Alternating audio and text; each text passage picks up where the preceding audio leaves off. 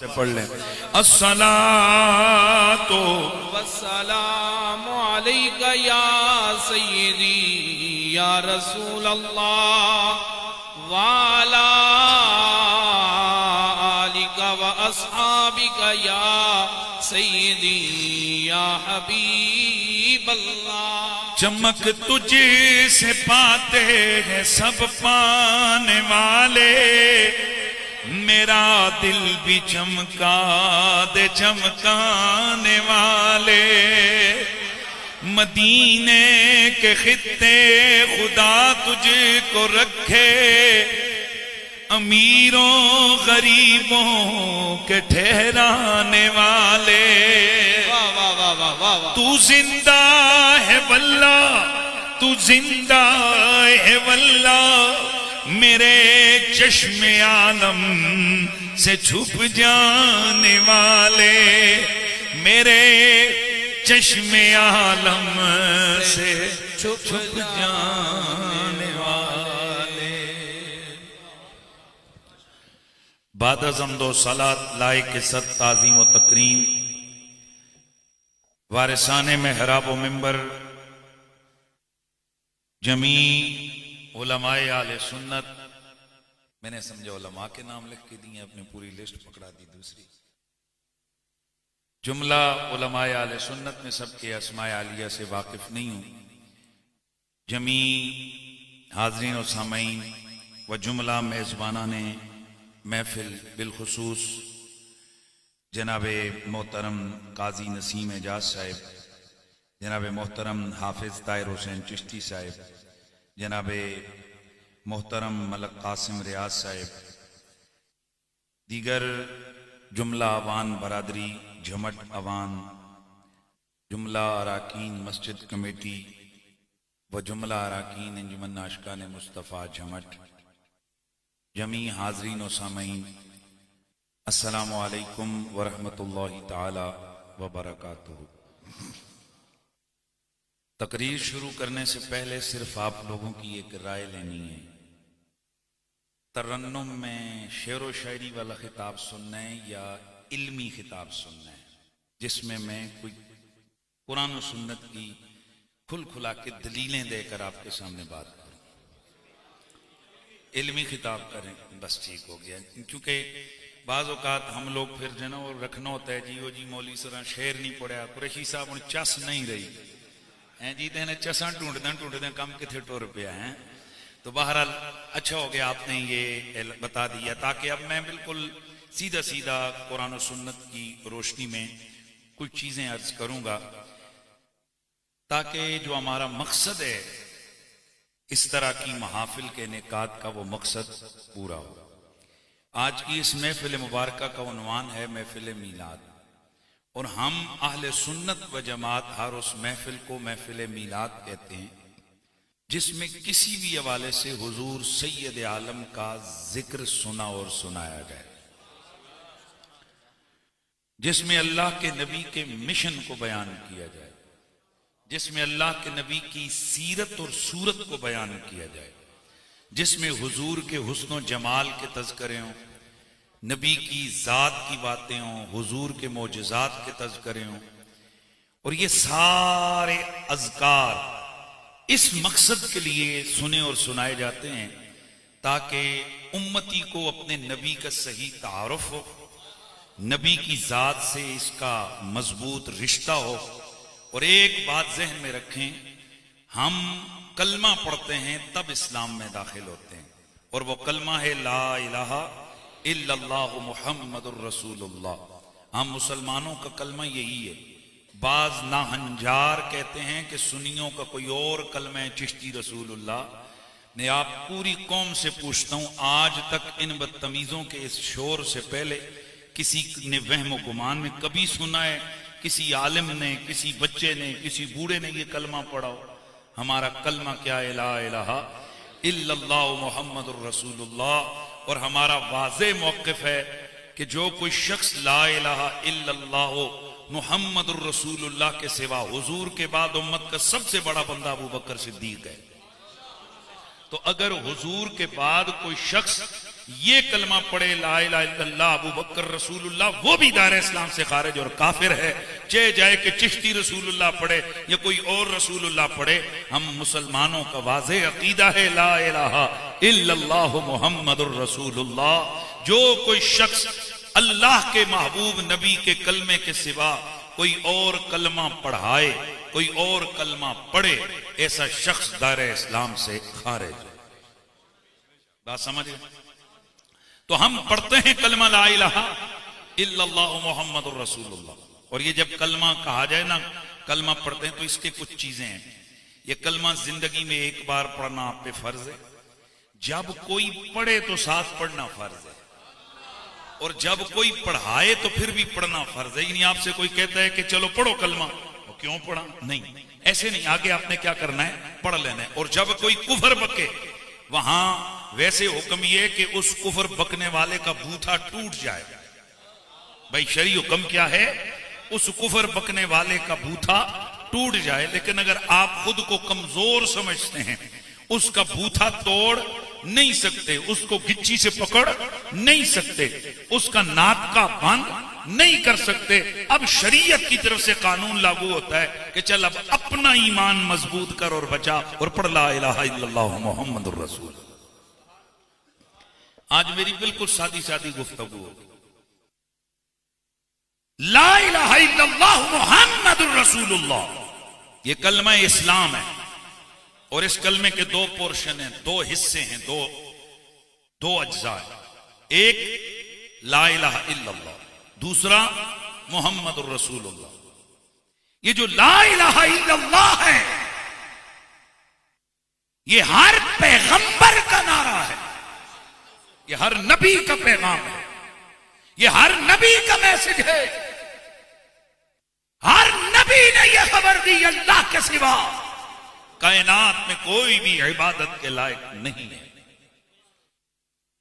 किसी किस्म की कोई कौली, फेली, माली, जानी इबादत कोई अल्लाह के सिवा इस इबादत के लायक नहीं है। हर किस्म की इबादतें किसके लिए हैं? माशाअल्लाह, जरा जागने फिर गल उथे ही पहुंच आई ना। फिर गल तो यह भी साड़ी रोल है ना कि जो तक तरन्नुम ना लाओ तो फिर माशाअल्लाह जानी माली बदनी हर किस्म की इबादत के लाए। इधर बच्चे नु जगा दो, आप आगे आ जाए बेटा, पीछे उड़ जाओ, आप आगे आ जाए ना, बड़े हजरात आगे आ जाए, आप आ जाए, ऐसे जाग के बैठिए। हर किस्म की इबादत के लाए, माशाअल्लाह, जरा बोलना है, हर किस्म की इबादत के लाए अल्लाह का। तो ला इलाहा इल्लल्लाह हर पैगंबर का नारा, हर पैगंबर का मैसेज, हर पैगंबर की खबर है। दूसरा पोर्शन कौन सा है? मुहम्मदुर रसूलुल्लाह। अब ये कलमा पढ़ने में ला इलाहा इल्लल्लाह, आदम सफीउल्लाह, नूह नजीउल्लाह, मूसा कलीमुल्लाह, इब्राहिम खलीलुल्लाह, नबियों की नबुव्वत और रिसालत और उनकी अजमत का इकरार बाद में, अल्लाह की वहदानियत पढ़ने में ऐसा है, लेकिन समझने में नबी पहले है। परेशान हो जाते हैं कई लोग, ये क्या कह दिए। समझने में, मानने में मुहम्मदुर रसूलुल्लाह पहले है, ला इलाहा इल्लल्लाह बाद में। परेशान हो गए आप, ये कैसे? उसकी वजह यह है कि ला इलाहा इल्लल्लाह मुहम्मदुर रसूलुल्लाह का पैगाम है, यानी जो रसूलुल्लाह हैं उनका पैगाम है ला इलाहा इल्लल्लाह। तो पैगाम जब आता है, बंदा पैगाम बाद में मानता है, पैगंबर को पहले मानता है।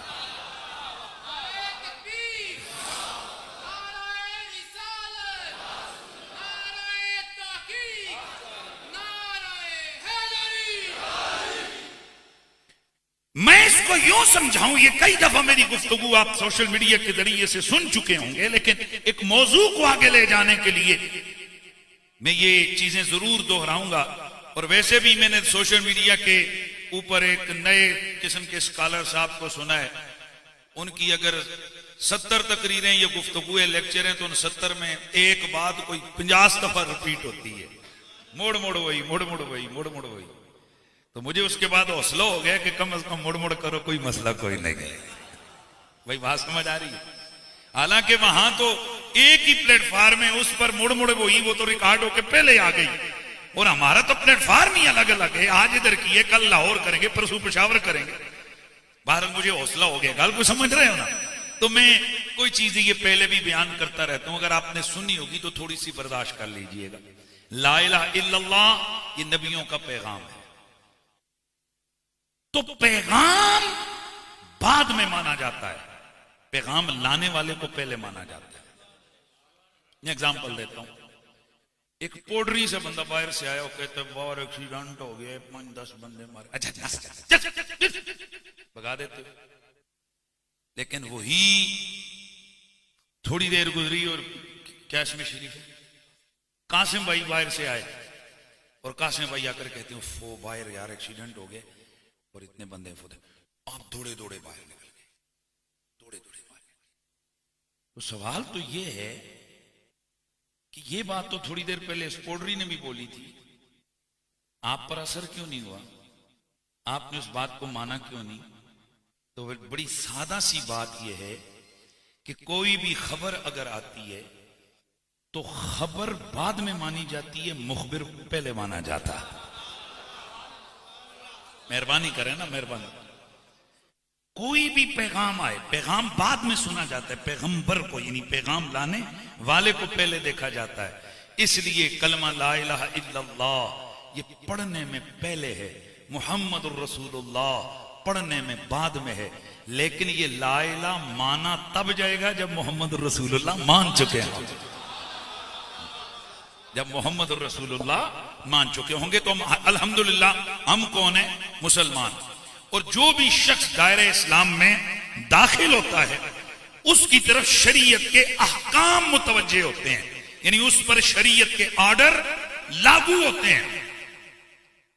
शरीयत पाबंद करती है उसे, ये करना है, आधी आधी गल्लां तुसी भी नाल करो, ये करना है, ये नहीं करना।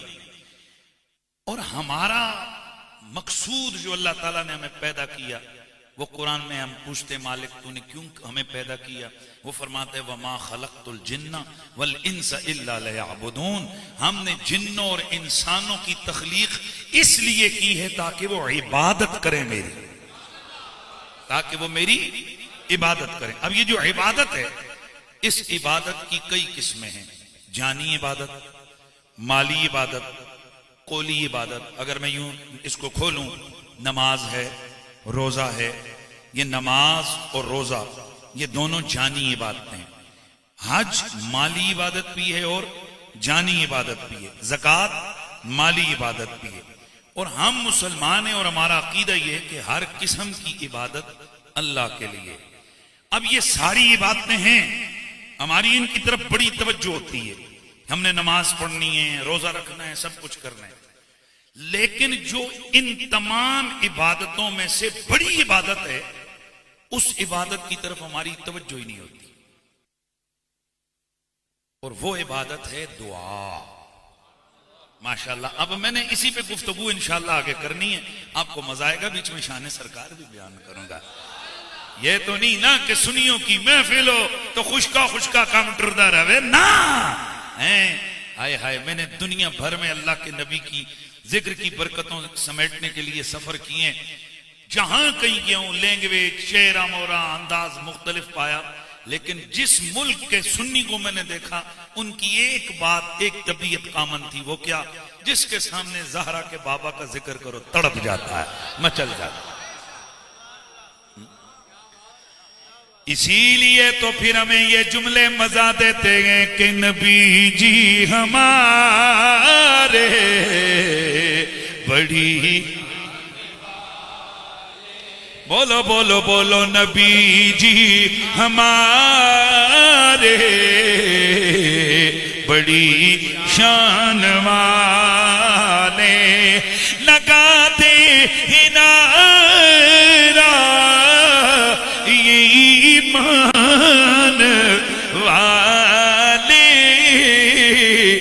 नबी जी हमारे बड़ी शान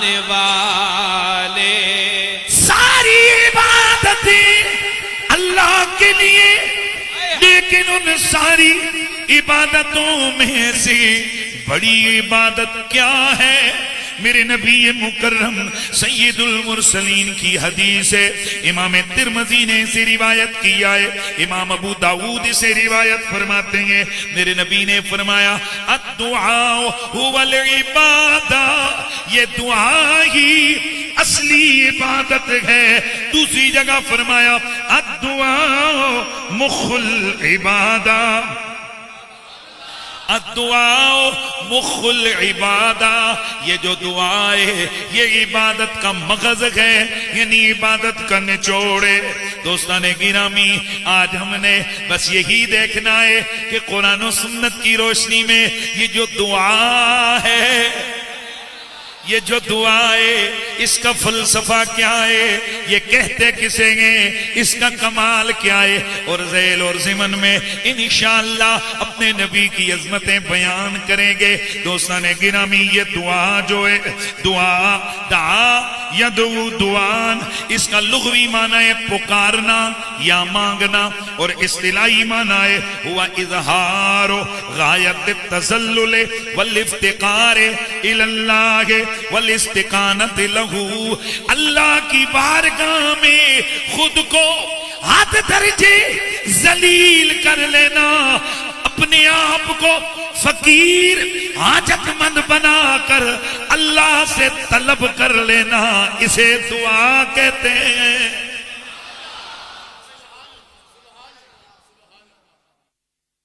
दुआ मांगना, इसमें तलब का माना है, यानी खुद को आजिज और फकीर जानकर जिससे मांग रहे हैं उसको मालिक, मुख्तार, गनी मानकर अपने आप को आजिज और जलील करके उसकी बारगाह में दामन तलब फैला दिए जाए, इसे क्या कहते हैं? दुआ। अब ये जो लफ्ज दुआ है, ये कुरान मजीद के अंदर कई मानी के लिए इस्तेमाल हुआ है। नंबर एक कौल, नंबर एक कौल, यानी बात को भी क्या कहा है कुरान में, लफ्ज क्या है इसके लिए? दुआ। जिस तरह अल्लाह फरमाता है तिल का दावाहुम हत्ता जअलनाहुम हसीदन, ये सूरतुल अंबिया आयत नंबर 15। अब यहां पर अल्लाह फरमाता है तिल का दावाहुम, ये उनके कौल है, ये उनका दावा है, यानी ये उनका कौल है। अब यहां दुआ का माना क्या है? कौल। दुआ का एक माना है निदा, वला तुस्मिउ सुम्म दुआ, सूरह नमल है आयत नंबर 80 है। और कभी दुआ का माना होता है इस्तिआनत, इस्तिगासा, मदद तलब करना। वदऊ शुहदाअकुम मिन दूनिल्लाहि इन कुंतुम सादिकीन, कभी दुआ का मतलब होता है अजाब। हाँ, ये कई मानी में इस्तेमाल हुए। क्या मतलब होता है बोलो? अजाब अल उक़ूबा, जैसे तदऊ मन अदबरा व तवल्ला। और इसी तरह कभी इसका माना होता है अर्ज, या कौम माली अदऊकुम इलन निजात, कभी इसका माना होता है सवाल, अदऊनी उदऊनी अस्तजिब लकुम, तुम मुझसे सवाल करो, मैं तुम्हारा सवाल कबूल करूंगा। और कभी इसका माना होता है बुलाना, नाम रखना, ला तजालू दुआ रसूले बैनकुम का दुआ इबादिकुम बादा, मेरा रब फरमाता है तुम नबी को आपस में ऐसे मत बुलाओ, नबी का नाम ऐसे मत लो जैसे आपस में एक दूसरे का नाम लेते हो। अच्छा, अब ये कितने मानी मैंने बयान किए? आज मैंने मानी बयान किए 8, लेकिन इनमें से हम 2 मानी पर गुफ्तगू करेंगे।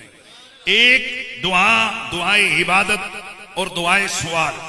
और ये जो दुआ है इसे इबादत कहते हैं, और ये जो दुआ है जिसका माना है अपने आप को तजल्लुल और आजिज़ी, आजिज़ समझकर मांग, जिससे मांगा जा रहा है उसको अजीम और गनी समझकर उससे कोई चीज तलब की जाए, ये क्या है? दुआ। ये जो दुआ है ये इबादत है, और ये इबादत सिर्फ अल्लाह से हो सकती है, किसी और से इबादत। इसलिए हमारे बुजुर्ग फरमाते हैं, ए सब्ज गुंबद वाले मंजूर दुआ करना, ये दुरुस्त नहीं है, ये दुरुस्त नहीं है। क्योंकि आमतौर पर यह लफ्ज़ दुआ इस्तेमाल होता है किस माने के लिए? दुआ इबादत के लिए। और हम इबादत अल्लाह से करते हैं, अल्लाह की करते हैं। दुआ अल्लाह से मांगते हैं, रसूलुल्लाह से हम दुआ नहीं मांगते, बल्कि हम हुजूर की बारगाह में यूं कह सकते हैं, ए सब्ज गुंबद वाले मंजूर सदा करना, जब वक्त नजा आए दीदार अता करना। बल्कि जरा माहौल है, मीलाद का प्रोग्राम है, तो फिर पढ़ लीजिए सब्ज गुंबद वाले मंजूर सदा करना, जब वक्त नज़ा आए दीदार अता करना। मिल के पढ़ लो सारे, जब वक्त नज़ा आए दीदार अता करना।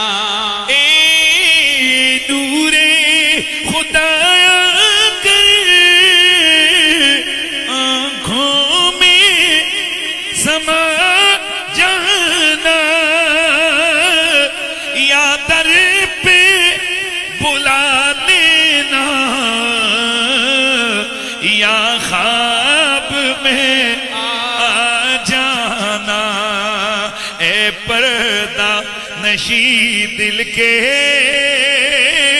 पर्दे में रहा करना। आवाज आए, जब वक्त नज़ा आए दीदार अता करना। बोलो बोलो बोलो, जब वक्त नज़ा आए दीदार अता करना। जब वक्त नज़ा आए दीदार अता करना। अब ये जो दुआ है, इस दुआ की इबादत के हवाले से कुछ आदाब है जो शरीयत में बयान हुए हैं। भाई मेहरबानी करें जरा तवज्जो से, मैं चाहता हूं कि इसी के ज़ेल और ज़िमन में हम जनाब अल्लाह के नबियों और वलियों की शान बयान करें। ये जो दुआ है, कबूल करने वाला अल्लाह। भाई बोलिए, कबूल करने वाला अल्लाह। बाज़ बुजुर्गों ने किताबों में लिखा है कि अल्लाह वादा शरीक किसी बंदे की दुआ को, मोमिन बंदे की दुआ को रद्द नहीं करते। अब आप सवाल करेंगे, जी जब अल्लाह ताला बंदे मोमिन की दुआ को रद्द नहीं करते तो हम तो कई बार दुआएं मांगते रहते हैं, या अल्लाह मेरी नौकरी लग जावे, नौकरी लग जावे, नौकरी लगती कोई नहीं, तो इसका मतलब है कि दुआ तो कबूल नहीं हुई। उलमा लिखते हैं कि दुआ कबूल हो जाती है, लेकिन इसके अंदाज क्या है। बाज़ औक़ात जो हम दुआ मांगते हैं वो जो लफ्जों में मांगते हैं उसी तरह कबूल होती है। बाज़ औक़ात जो हम मांगते हैं मालिक को पता है ये थोड़ा मांग रहा है, वो ज्यादा देना चाहता है, इसलिए जो हम मांग रहे होते हैं वो नहीं मिलता, बाद में कुछ ज्यादा मिल जाता है। मसलन कई लोग दुआ कर रहे होते हैं, या अल्लाह नौकरी मिल जाए, नौकरी नहीं मिलती। भाई नौकरी मिलती तो महीने के 30, 35, 40 हज़ार ही इतने ही कमाता ना, लिमिटेड। फिर क्या करते हैं, अपना कारोबार शुरू करते हैं, 2, 4, 5 साल गुजरते हैं, लाखपति करोड़पति हो जाता है। अब उसने दुआ मांगी थी नौकरी की, नौकरी तो नहीं लगी, लेकिन वो ये ना समझे दुआ कबूल नहीं हुई, दुआ कबूल हुई है, लेकिन जो इसने मांगा वो नहीं, उसे बेहतर अल्लाह ने अता कर दिया। बात औकात जो मांगते हैं वो नहीं मिलता, उससे बेहतर भी नहीं मिलता, बल्कि अल्लाह ताला ने मसलन कोई कहते हैं, या अल्लाह मुझे रिज्क की कुशादगी अता फरमा, इसके तकदीर में लिखा होता है इसके रिज्क की तंगी, इसका नुकसान, अल्लाह तबारक व तआला वो जो नुकसान होने वाला होता है वो इस दुआ की वजह से दूर फरमा देता है, मिटा देता है। बज़ाहिर वो समझता है कि मेरी दुआ कबूल नहीं हुई, लेकिन उसकी दुआ कबूल हो चुकी। बाज़ औक़ात अल्लाह ताला दुआ कबूल करता है, लेकिन दुआ को मुअख्खर कर देता है। क्या करता है? मुअख्खर कर देता है, और इसमें उसकी हिकमत होती है। एक आम हकीम होता है, एक आम तबीब होता है। हकीम इलाज करता है, तबीब डॉक्टर इलाज करता है, मरीज को ऑपरेशन करता है। सारी दुनिया के डॉक्टरों और हकीमों और तबीबों को पता है दलिये में ताकत थोड़ी होती है, गोश्त में ताकत ज्यादा होती है। दलिये में विटामिन और मिनरल्स और दीगर चीजें थोड़ी होती हैं, प्रोटीन थोड़ी होती है, और जो गोश्त है, मोटा गोश्त है, ये दीगर चीजें, उनमें प्रोटीन ज्यादा होती है। अब बताओ, मरीज का ऑपरेशन हुए, उसको प्रोटीन थोड़ी चाहिए कि ज्यादा चाहिए? ताकत कम चाहिए कि ज्यादा चाहिए? तो फिर ये डॉक्टर बड़ा अजीब है कि वो जैसे ही मरीज जनाब थोड़ा सा ऑपरेशन उसका होता है तो कहता है जी इसको पहले हल्की ग़िज़ा खिलाना, इसको दलिया देना, इसको जनाब सिर्फ 2-4 चमचे चावल देना। अब यार ये क्यों नहीं कहता इसको कुकड़ खिलाओ, इसको जनाब अपना हलवे खिलाओ, इसको मोटे गोश्त के अच्छे जनाब इसको यखनियां पिलाओ, क्यों नहीं कहता? उसको मालूम है अभी इसके ना मैदे में इतनी कुव्वत नहीं है। वो कहते पहले थोड़ा डेवलप हो जाए, फिर कहते 15-20 दिन, महीना गुजरता है, होन खिलाओ उससे। अगर आम हकीम और तबीब वो हमें जानता होता है, हमारे इलाज करने वाला, कि इसको मैंने कितना देना है, कितना खिलाना है, जरूरत हमारी होती है, हमें चाहिए होता है कि हमें ज्यादा प्रोटीन मिले, लेकिन उसके दीगर जो अवामिल है जो हमें खराब कर सकते हैं, डॉक्टर और हकीम और तबीब उनको मद्देनजर रखकर हमें हल्की ग़िज़ा देकर ऊपर ले जाता है। अगर ये आम डॉक्टर को हमारे लिए इतना एहसास है कि वो बावजूद है कि हम चाहते हैं कि हमें ज्यादा ताकत मिले, लेकिन हमारी जिस्मानी कैफियत की वजह से हमें वो नहीं देता जो हम चाह रहे होते हैं, तो जो तबीब मुतलक है, जो हकीम है, जरा आप बताइए वो हर बंदा जो मांगे वो कैसे उसे दे सकता है? इसलिए दुआ अल्लाह ताला कबूल करता है, लेकिन दुआएं करने के आदाब होते हैं। जरा ऊंचा सुभान अल्लाह की आवाज। इमाम गजाली रहमतुल्लाह ताला अलैह आप फरमाते हैं कि 7 आदाब हैं। कितने? 7 आदाब कुरान और सुन्नत से जो हमें मिले हैं, बड़े बड़े, वैसे तो ज्यादा है, बड़े बड़े 7 आदाब हैं कि जिन 7 वजूहात की बिना पर दुआ मकबूल होती है। और ये हमारे पास इसका मुस्तदल क्या है, यानी ये हम कहां से हासिल कर रहे हैं ये चीजें? कुरान और सुन्नत से। ऊंचा, कुरान और सुन्नत से।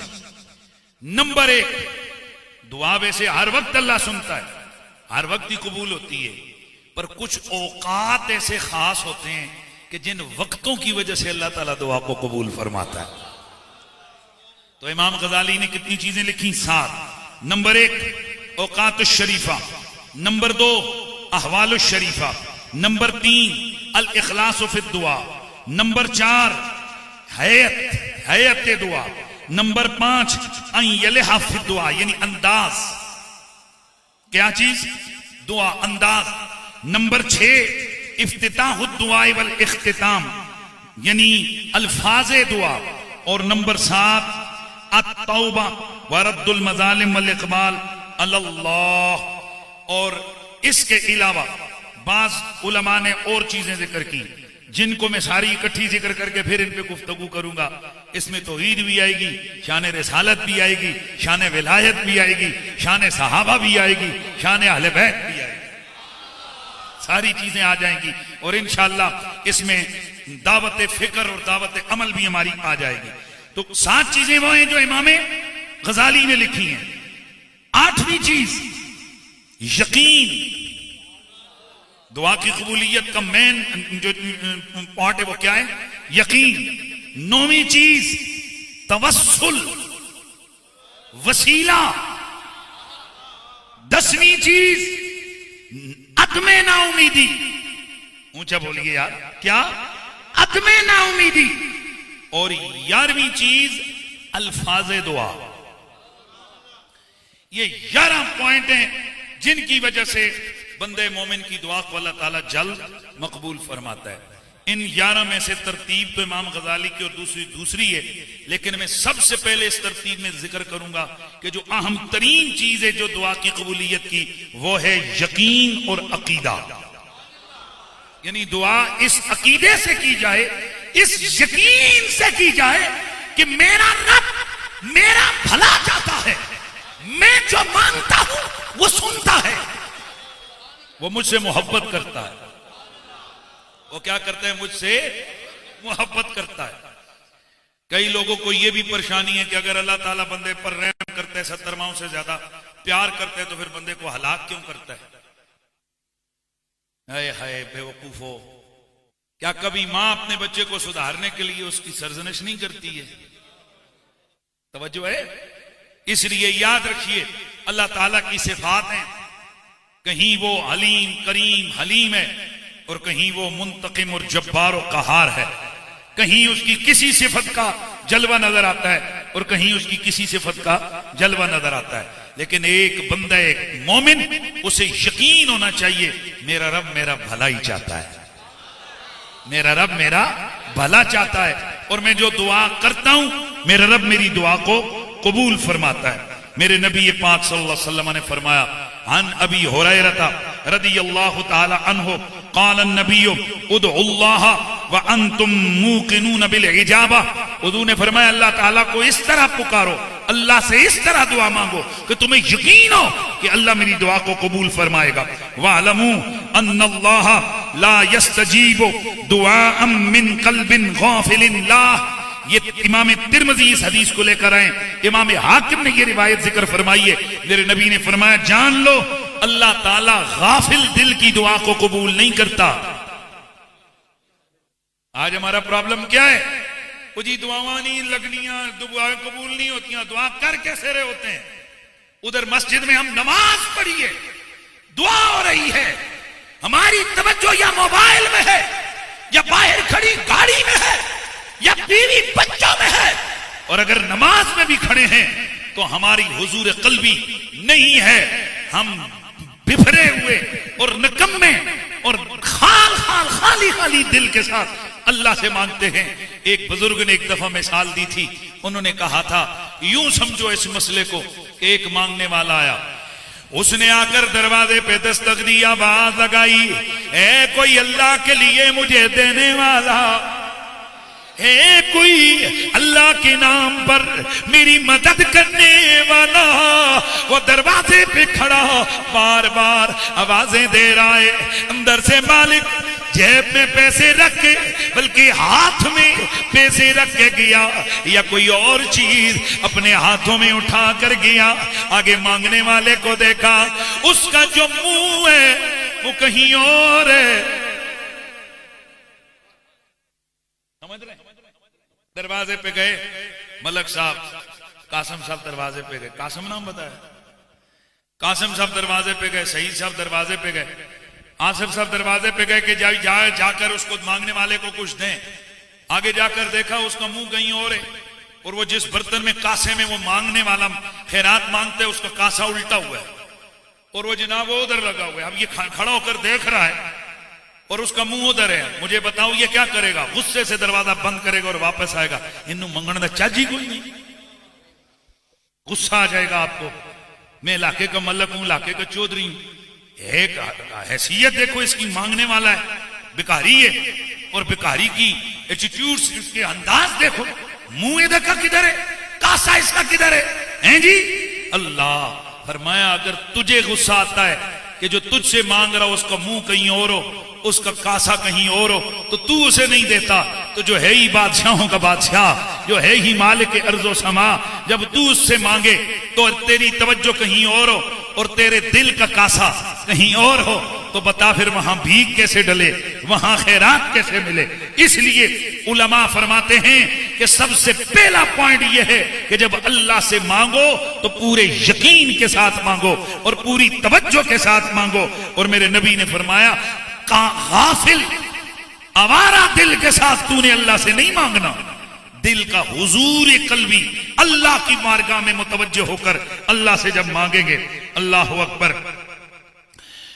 अल्लाह ताला जरूर अता करते हैं। तो ये मैं जल्दी जल्दी ये ना मैं पॉइंट्स को जो है ना वो पूरा करने लगा हूं, ताकि जनाब वो आगे मेरे 11 पॉइंट आज के इस नशिस्त में मेरे क्या हों, पूरे हों। तो पहला पॉइंट क्या आया कि बंदा किससे मांगे? यकीन से। जल्दी जल्दी बोले ना, यकीन से। दूसरा पॉइंट है औकात शरीफा। हर वक्त ही अल्लाह देता है, भाई कोई वक्त ऐसे होते हैं उसकी रहमत जोबन पे होती है।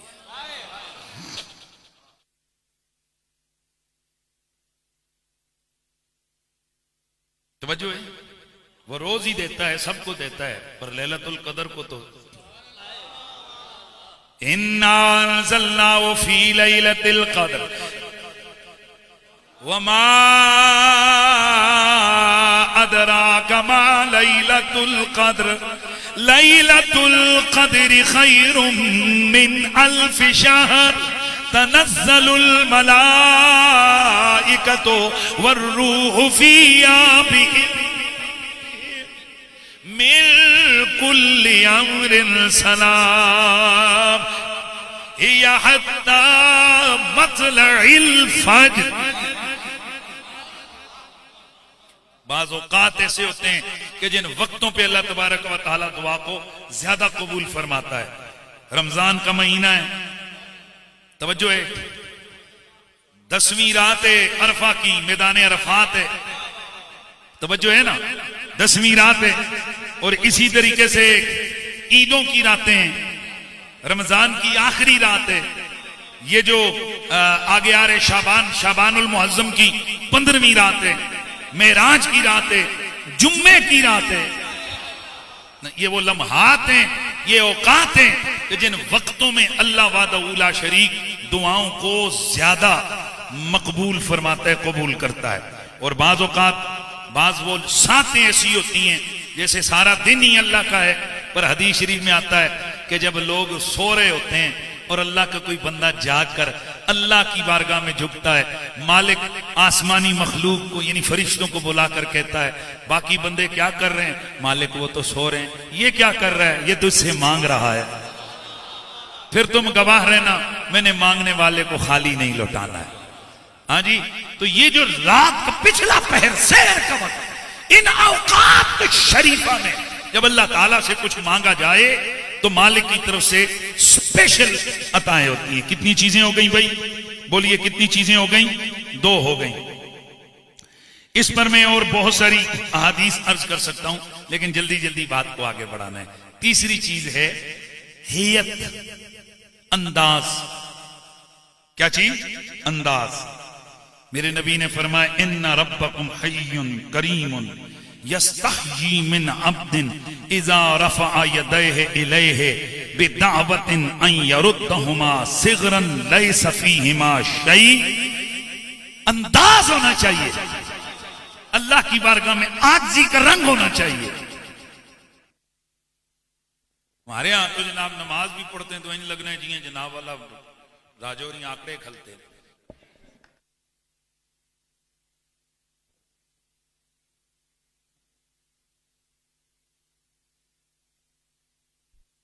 अल्लाह की माने इसमें बहस करने की जरूरत नहीं है। तेरे सामने तेरे दफ्तर के अंदर आकर कोई ऐसे होकर खड़ा हो तो तू क्या कहे? चला बदमाश दिया बच्चा ना से तुम्हारा, तो तू खुदा के घर में अल्लाह की इबादत करते हुए तू ऐसे जनाब आकर के खड़ा हो रहा है। एक दफा एक पढ़े लिखे साहब थे, दुनियावी तालीम उनकी बहुत ज्यादा थी, दीन की तरफ थोड़े थोड़े राग़िब हो रहे थे। ये यूट्यूबर ही बनते जा रहे थे, यूट्यूब से ही बहुत सारा दीन सीख रहे थे। चूंकि दीन की उसूलों में से एक नया उसूल भी आ गया है, कुरान, सुन्नत, इजमाए उम्मत, क़ियास और यूट्यूब शरीफ। मैं गाल कोई नहीं समझ आई हैं जी? आ गई है ना? हाँ माशाअल्लाह। आज लोग दलील के तौर पर पेश कर रहे, मैं यूट्यूब पे सुने हैं वही गल के थे, लेकिन मैं यूट्यूब पे सुनी। अल्लाह अकबर। एक वक्त होता था उलमा या अगर किसी पे अल्लाह का करम हुआ, उसने जिंदगी की मेहनत करके एक बड़ा दारुल उलूम कायम किया, बड़ी मस्जिद बनाई, कोई अच्छी दीन की जमात खड़ी की, तो उस पर वो कहता था मेरा फख्र है, अल्लाह का शुक्र है, मेरी अचीवमेंट्स हैं, आज हजारों बच्चे मेरे मदरसे में पढ़ रहे हैं, मस्जिद मैंने बनाई है, ये जमात मुझे मिली है। आज लोग किस पर कहते हैं? अल्लाह का फजल है, मुझे गोल्डन बटन मिला है यूट्यूब की तरफ से, ये मेरी अचीवमेंट है पिछले 15 साल। और ये चली कौम फिर भी नहीं समझ रही है। वो जने दो पुत्रो, वो जिन्हें तक कुल कायनात की हो यूट्यूब दा बटन होवे, तो उन्हें यूट्यूब दे बटन दबाने ने, तो जिन्हां दे रिश्ते आमना दे लाल नाल जुड़े होणगे। इसलिए खुदा का वास्ता कुछ होश के नाखन लीजिए। बहरहाल मैं बात को आगे बढ़ाता हूं। क्या बात कर रहा था मैं? अंदाज, आजी, तज़ल्लुल। वो किसी ने कहा था ना कि हमने मांगा भी तो इस अदा के साथ कि देने वाला भी शर्मिंदा हो गया। कुछ मांगने के स्टाइल होते हैं, ये होता है दुनियादारों के लिए कि इस्तगना के साथ मांगो। हाँ जी मैं कम करा रहे हैं हजरत, इंज करो। अल्लाह की बारगाह में ये एटीट्यूड, ये आपका इस्तगना, ये नहीं चलता। अल्लाह की बारगाह में आजिज़ी चलती है।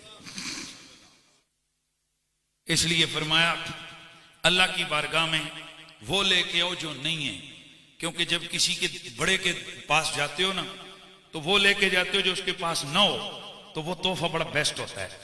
मैं थोड़ी सी मिसाल दे रहा हूं।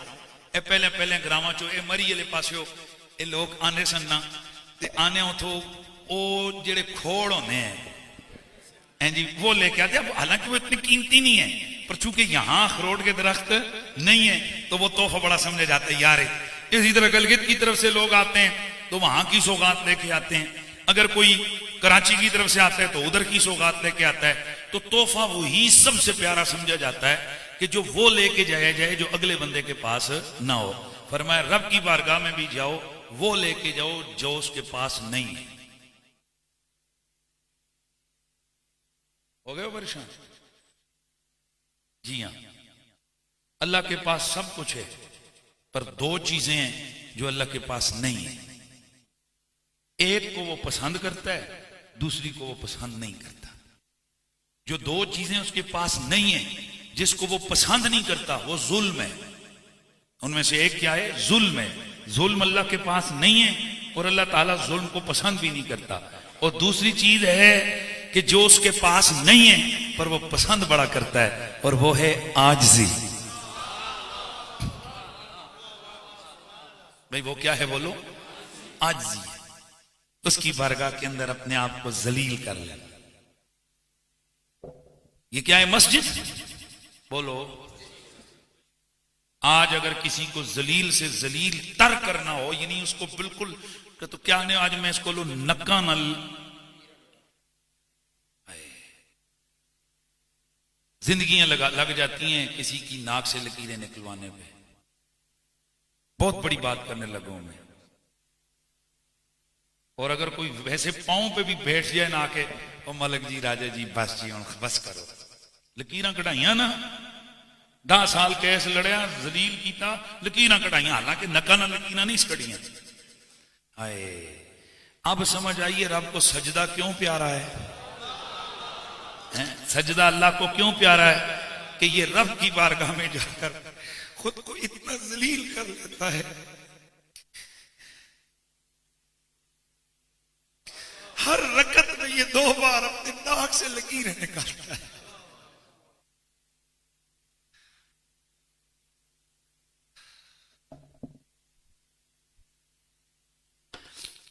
इसलिए मेरे नबी पाक ने फरमाया अल्लाह को सजदा बड़ा पसंद। और फिर सुनो जो अगली बात पे करने लगा, इस घर का क्या नाम है ये जो बनाया? बोलो, मस्जिद। मस्जिद। उलमा बैठे हैं, जरा पूछ लेता हूं, मस्जिद कौन सा सीगा है जी? मुख्तसर सी बात है, मस्जिद का माने सजदे की जगह। वो खिलाफे क्या सी है, ज़र्फ है, ज़र्फ का सी है। क्या क्या माना है इसका? बोलो, सजदे की जगह, सजदे की जगह, सजदे की जगह। अच्छा ये है क्या? अल्लाह का घर। यार ये अल्लाह का घर। आज कोई बड़ा चौधरी, बड़ा मलक हो ना, तो अगर उसके संगी दोस्तों और अच्छी कोठी बनी हुई ना हो, खूब टैलें शैलें ये वो ना लगो, तो तारुफ नहीं कराता कि ये मेरा घर है। लोग क्या कहेंगे? अरे मेरे अल्लाह, ये कच्ची दीवारें हैं, ये तेरा घर है। ये छोटे छोटे मकान, ये तेरा घर है। ऐसे तो आली शान यहाँ के मलकों, राजों और चौधरियों की कोठियां हैं, ये तेरा घर है। वो कहते हैं हाँ मेरा घर है। या अल्लाह तू तो रहता नहीं है, फिर तेरा घर कैसे? तू जिस्म से पाक है, तू मकान से पाक है, ये तेरा घर कैसे? फरमाया ये मस्जिद है। इमाम गजाली लिखते हैं इस मस्जिद को इज्जत मिली है मोमिन की पेशानी की वजह से, कि बंदे मोमिन की पेशानी जिस घर में जिस मकाम पर टिक गई, अल्लाह को वो मकान पसंद आ गया, उसे अपना घर बना दिया। तो मैं अर्ज कर रहा था, अल्लाह की बारगाह में तसल्लुल, ये जो अंदाज है, अंदाज ये अंदाज बड़ा अल्लाह ताला को क्या है, बोलो, प्यारा है। तो आज अंदाज कैसा होना चाहिए, बोलो बोलो, अंदाज कैसा होना चाहिए, आज जी का आंकड़े हो या नहीं। दोस्ताने गिरामी, मेरे नबी मुकर्रम रऊफ रहीम ने फरमाया, इन्ना रब्बकुम हय्युन करीमुन यस्तही मिन अब्दिन। अल्लाह बड़ा गैरती है, बड़ा हया वाला है। उस अल्लाह को उस वक्त हया आती है अपने बंदे से, हया आती है इदा रफा यदैहि इलैहि बिदअवतिल अयरदहुमा सिगरन लैसा फीमा शैउन। कि जब अल्लाह का बंदा अपने हाथ बुलंद करे अल्लाह से मांगने के लिए, तो रब्बे कदीर को शर्म आती है कि बादशाह से मांगे इसका हाथ खाली जाए। इसलिए कई लोग कहते हैं वो जी हाथ चावण रखे फायदा, अल्लाह तो शरक से ज्यादा करीब है। ये हाथ किया जाता है कि मंगता बन जाएगा। इसलिए मेरे नबी पाक सल्लल्लाहु अलैहि वसल्लम आप दुआ मांगा करते थे। बाज़ औक़ात इस तरह से हुजूर जोश में, मोहब्बत में, वरफ्तगी में आते कि आपके हाथ इस तरह बुलंद होते कि आपके बगलों का नूर बाहर नजर आने लगता था। सुभान अल्लाह की आवाज आए यार, कैसा नूर, बगल का नूर। और याद रखो मेरी तेरी बगल यूं हो जाए बदबू के बभोके आते हैं, पसीने की बदबू आती है। मेरे मुस्तफा के बाजू ऊपर होते थे, कस्तूरी की खुशबू महका करती थी।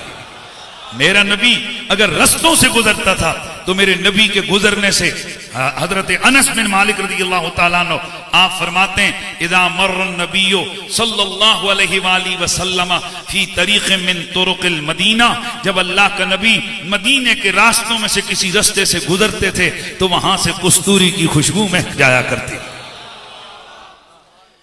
कुर्बान जाए आला हजरत इमाम आले सुन्नत इमाम अहमद रजा खान अलैहि रहमतुर रहमान पर।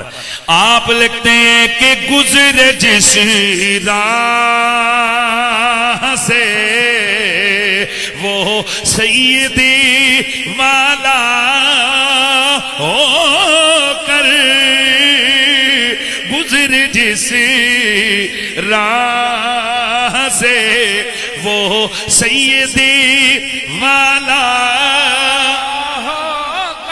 मिलके आवाज आए, गुजरे जिस राह से वो सैयदी वाला होकर, रह गई सारी ज़मीन अंबर सारा होकर, रह गई सारी ज़मीन अंबर सारा।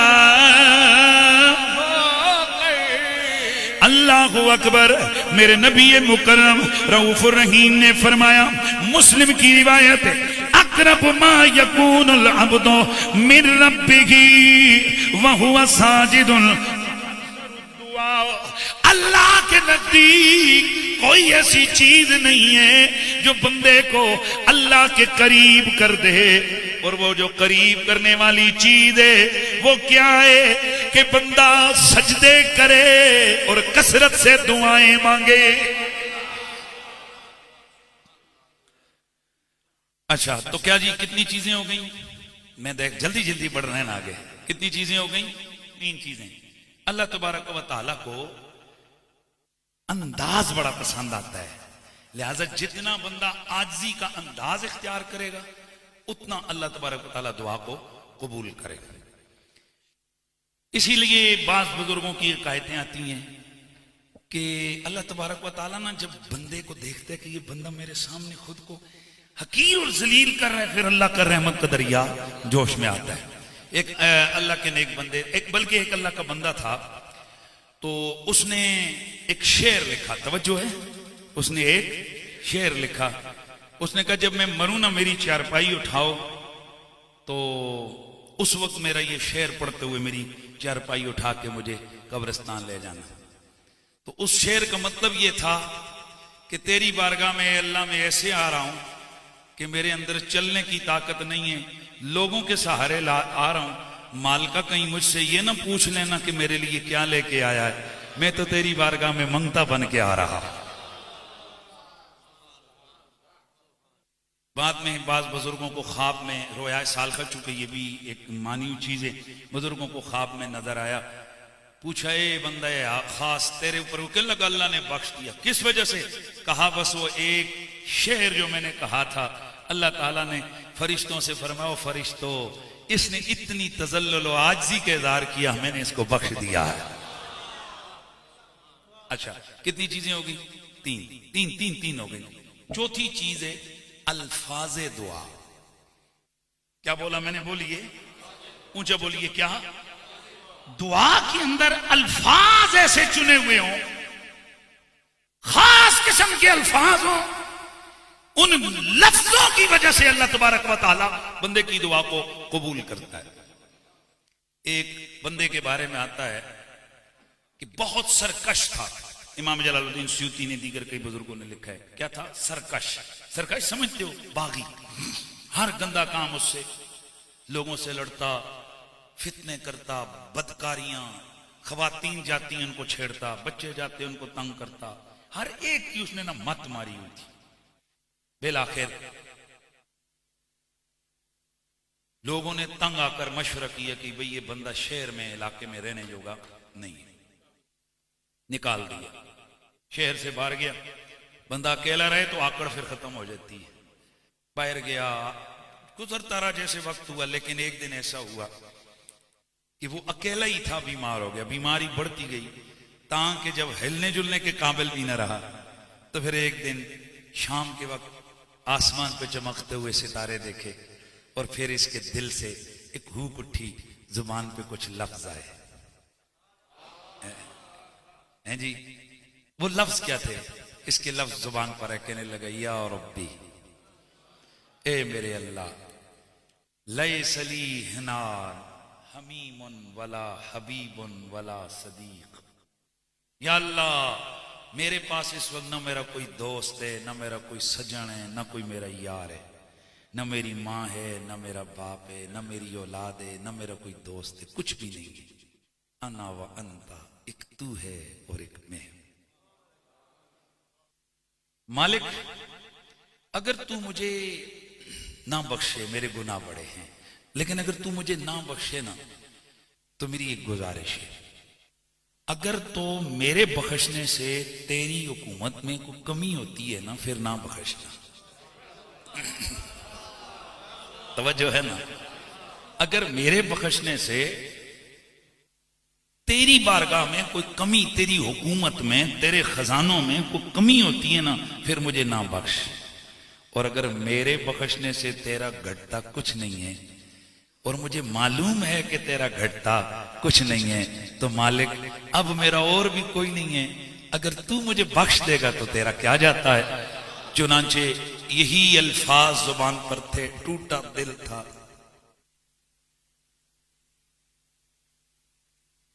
मां बाप, दोस्त यार भी नहीं माफ करते। कई बापों को और माओं को प्यार कितना होता है मां बाप का, लेकिन हमने इतना, जिन्होंने बहुत ज्यादा दिल दुखाया होता है, वो कहते हैं मेरे जनाजे पे भी इस बेगैरत को नहीं आने देना। और ऐसा होता है, आपके सामने ऐसे कई माँ बाप होंगे और वो बदबख्त होते हैं वो लोग जिनके माँ बाप उनसे नाराज होते हैं।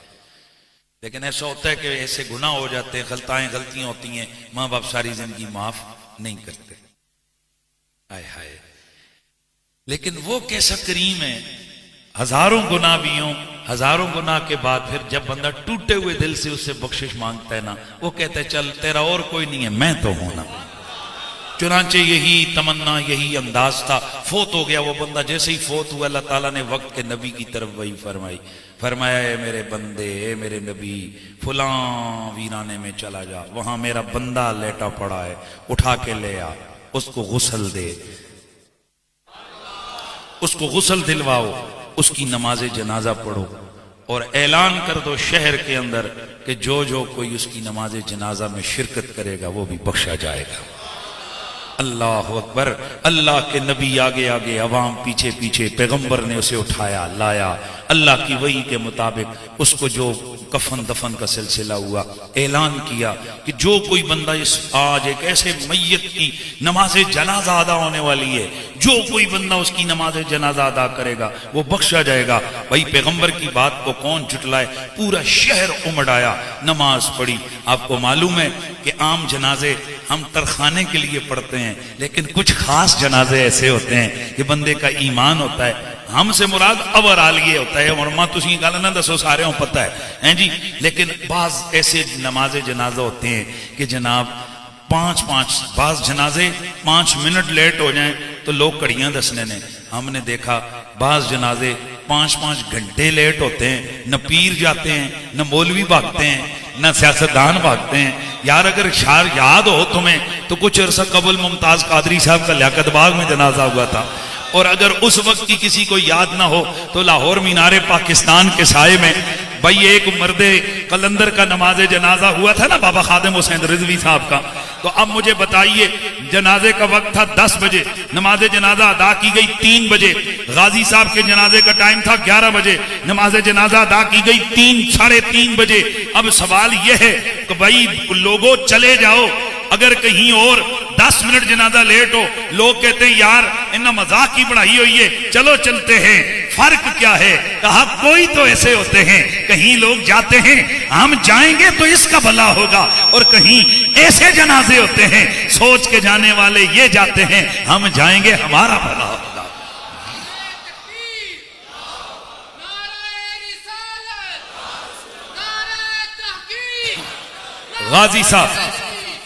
गाजी साहब की नमाज जनाजा लियाकत बाग में अदा की गई। मैंने बड़े बड़े पीरों को देखा, चूंकि बाहर ग्राउंड में तो रश था। वो पिछली दीवार के ऊपर हुए, ओ अल्लाह दे वलियो, ओ कंधा टप के उत्ते चढ़े। एक पीर साहब को मैंने देखा, वो बड़ा जुब्बा शुब्बा लगा के अक्सर आते थे, उस जड़े गया जुब्बा उथे ही ग्रिला नाल। एक और पीर साहब को देखा, उन्होंने पगड़ी तो गोल गोल गोल और रुड़ रही है तले। एक और मैंने मुफ्ती साहब को देखा, मुफ्ती साहब तो कुर्ता है तो शुर्र फटे होया। भाई ये क्या है जी? जनाजा हो भाई, तुम्हें तो हल्का सा धक्का कहीं लगे मुंह बढ़ा के भाग जाते हो, कहते हो इनको अदाब नहीं है, तमीज नहीं है। अज तुहाडे कुर्ते ते तुहाडियां जुब्बे ते तुहाडियां वस्कटां ते तुहाडे कपड़े फटे पाए ने, ते तुसी जनाब फिर भी आजी नाल खलोते हो। तो वह मुझे एक पीर साहब ने नाम नहीं लेता, वो सफजादा साहब थे, थोड़ा मेरा उनसे तकल्लुफ था। मैं कहा है कि, तो मैं कहा अगर कहीं मरीद किसी के पास जाए तो तुम्हारी ये हालत हो ऐसे तो कहने लगे बिल्कुल कुरैशी साहब, वहां जाते हैं मुरीदों का ख्याल होता है। पीर साहब ने जनाजा पढ़ दिया, पढ़ा दिया, अब्बा जान का अब्बा बख्शा जाएगा। आज इसलिए खड़े हैं, इस मर्दे कलंदर का जनाजा पढ़ लेंगे, हमारी बख्शिश और मग़फ़िरत हो जाएगी। तो खैर बात दूर चली गई, सारा शहर दौड़ आया, उमड़ आया। क्या तजल्लुल है, क्या अज्जी है, क्या रंगे। नबी नमाज जनाजा पढ़ा रहा है, उम्मत शहर पूरा नमाज जनाजा बोलो ना पढ़ रहा है। नमाज जनाजा खत्म हुई, अब पूरे का पूरा मजमा इस इंतजार में, ये कौन अल्लाह का नेक बंदा कि जिसकी नमाज जनाजा नबी ने पढ़ाई, और आज जिसकी नमाज जनाजा पढ़ने पर मग़फ़िरत का ऐलान हो गया। चुनांचे लोगों ने अर्ज की, ऐ अल्लाह के नबी हमें इसकी ज़ियारत करवाओ। जब ज़ियारत की लोग हैरान हो गए, कहने लगे ऐ अल्लाह के नबी ये तो वो गुनाहगार है जिसकी बदकारियों, सियाकारियों, गलतकारियों की वजह से हमने से शहर से निकाला था। अल्लाह के नबी हमने तेरे शहर से इसलिए निकाला था कि ये बदकारियां करता था, गलत था। और आप जो कह रहे हैं वो भी सही है, और जो हम कह रहे हैं वो भी सही है। अल्लाह के नबी ने हाथ उठाया, या अल्लाह शहर वाले तो कुछ कहते हैं, तेरा हुक्म भी बजा है। मालिक कोई राज बता क्या था? पैगंबर की तरफ वही आई, ए मेरे प्यारे नबी। चूंकि ये 2 मुख्तलिफ नबियों के वाले से वसात वगैरह मैंने वाकया मूसा अलैहिस्सलाम का पढ़ा था, लेकिन बहरहाल में नाम इसके नहीं रहे कि एक और रिवायत में एक और नबी के बारे में, लिहाजा हम सिर्फ नबी कह देते हैं। ए मेरे नबी, ये जो शहर वाले कहते हैं ये ठीक कहते हैं, सही है, था गुनाहगार बदकार, लेकिन जब इसका वक्त विसाल आया, इसने उन लफ्जों से मुझे याद किया।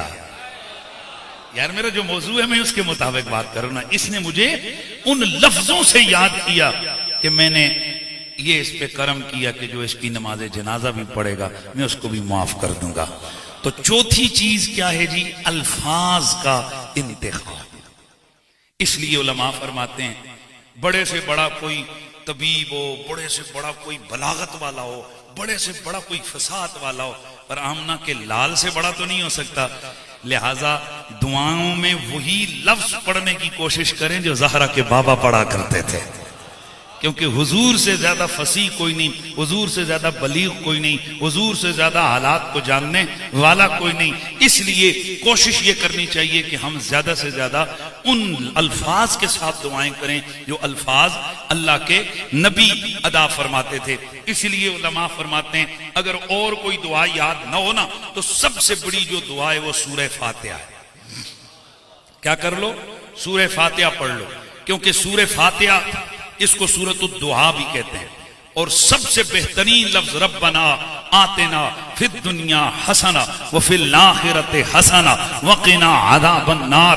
ये वो अल्फाज हैं कि इनके मुकाबले का कोई लफ्ज नहीं है। फिद दुनिया हसना में सब आ गया, व फिल आखिरति हसना में भी सब आ गया। फिद दुनिया हसना में दुनिया की नेमतें आ गई, व फिल आखिरति हसना में आखिरत की नेमतें आ गई, वक़िना अज़ाबन नार। ये खास किस्म की एक दुआ आ गई। तो इसलिए कितनी चीजें हो गई? 4। चौथी चीज कौन सी हुई? अल्फाज़े दुआ। 5वीं चीज, कमान बिस्मिल्लाह, अब जरा होश से। 5वीं चीज मकाने शरीफा। दुआ हर जगह अल्लाह है, वो शारक से ज्यादा करीब है, लेकिन बाज मकामात ऐसे होते हैं कि जिन मकामात की बरकत के बायस, सुभान अल्लाह की आवाज, जिन मकामात की बरकत के बायस अल्लाह तबारक व तआला बंदे की दुआ को रद्द नहीं फरमाता।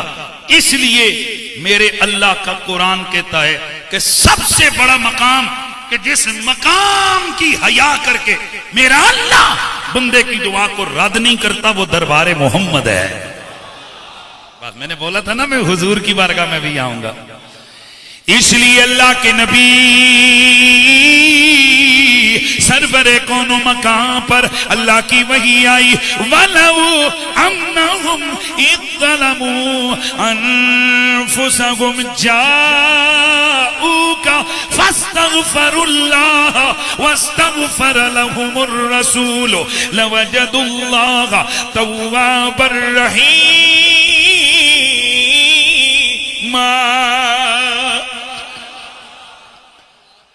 ए नबी, अगर ये अपने आप पर जुल्म करके तेरी बारगाह में आए, तू इनका सिफारिशी बन जाए और ये वहां आकर अल्लाह से बख्शिश और मगफिरत मांगे, अल्लाह ताला को तौबा कबूल करने वाला और अल्लाह ताला को रहम करने वाला पाएंगे। अब जरा तवज्जो फरमा रहे हैं हम सारे भाई, तवज्जो फरमा रहे हैं हम सारे। अल्लाह अकबर। पता चला होता अल्लाह हर जगह है, लेकिन कुछ जगह ऐसी होती हैं जिन जगहों की वजह से अल्लाह ताला दुआओं को कबूल फरमाता है। अब आगे बढ़िए हदीस मुबारका में और दीगर रिवायात में जो चीजें हमारे सामने हैं उनको हम सामने रखकर चंद मकामात जिक्र करते हैं जहां दुआएं ज्यादा कबूल होती हैं। नंबर 1 हजर अस्वद के बाद भाई मकाम है ना, पहले तो आ गया हुजूर का दरबार, फिर क्या आ गया? हजर अस्वद, दूसरा हतीमे काबा, तीसरा रुकन यमानी, चौथा मकाम इब्राहिम, 5वां सफा, 6ठा मरवा, 7वां मैदान अरफात, 8वां मुज़दलिफा। यार मेहरबानी करते जाए ना यार, ये वो खास मकामात हैं जिन मकामात की वजह से अल्लाह ताला दुआ को कबूल फरमाता है। लेकिन जरा गौर करें, हजर अस्वद में क्या है? पत्थर है वो। तो पूरा काबा नहीं है अल्लाह का घर है। तो उस काबे में मैं जब हज पे गया एक दफा, चकवाल के कुछ माशाल्लाह कुछ लोग मेरे साथ थे, 2005 की बात करूं, तो वो रास्ते में मेरा कान खाते रहे, शिरक बिदअत, मेरा दिमाग खराब कर दिया। वो एक टीचर था स्कूल, उसका दिमाग पता नहीं वैसे ही कोई था। तो मुझे बुजुर्गों ने मना किया था रात जुन्ने मनाजरे न करी, हज पे अच्छा मैं चुप, मेरा उसने दिमाग खा लिया। मैं चुप, मैं आखा ठीक है कोई गल नहीं। अच्छा जिस वक्त उधर गए ना, चूंकि ग्रुप लीडर मैं था तो मैं सर को घुमा रहा था। जैसे ही मैं अजरे असवद के पास पहुंचा तो मुझे कहते जरा रुक जाए ना, बोसा दे दे, बोसा दे दे। मैं रुक, अल्लाह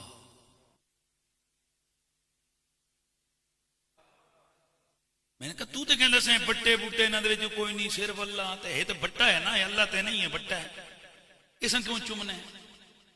वो जी आपका हदीस नहीं पढ़ी, मेरे पास किताब है हज की, उसमें लिखा हुआ है हजरे असवद के पास आकर जो ऐसे चूमता है तो अल्लाह के नबी ने फरमाया क़यामत वाले दिन इसकी आंखें होंगी जिससे देखेगा, वलहु लिसानुन यंतिकु बिही, इसकी जुबान होगी जिससे ये बोलेगा, व यशहदु बिहक़्क़िन मन इस्तलमहु, जिसने इसका इस्तिलाम किया होगा, इसको चूमा होगा। और इस्तिलाम के 4 तरीके हैं, मुंह लगा के चूमना, हाथ लगा के चूमना, छड़ी लगा के चूमना और दूर से फ्लाइंग किस करना। ये 4 तरह से हजरे असवद को चूमा जाता है। हदीस रसूल क्या है? जिसने इसे चूमा होगा क़यामत वाले दिन उसके हक में क्या करेगा, वह यशहदु बिहक़्क़िन मन इस्तलमहु, जिसने इस्तिलाम किया होगा उसके हक में ये क्या करेगा, गवाही देगा। तो होगी इसकी जुबान जिससे वो बोलेगा, आंखें होंगी जिससे ये देखेगा, और जिसने इसे चूमा है उसे ये क़यामत वाले दिन पहचानेगा, पहचान कर उसके हक में गवाही देगा। एक घाप शड़प नहीं है, नबी दी हदीस है, ये गप नहीं है, ये नबी की हदीस है। अल्लाह अल्लाह अल्लाह अल्लाह अल्लाह अल्लाह।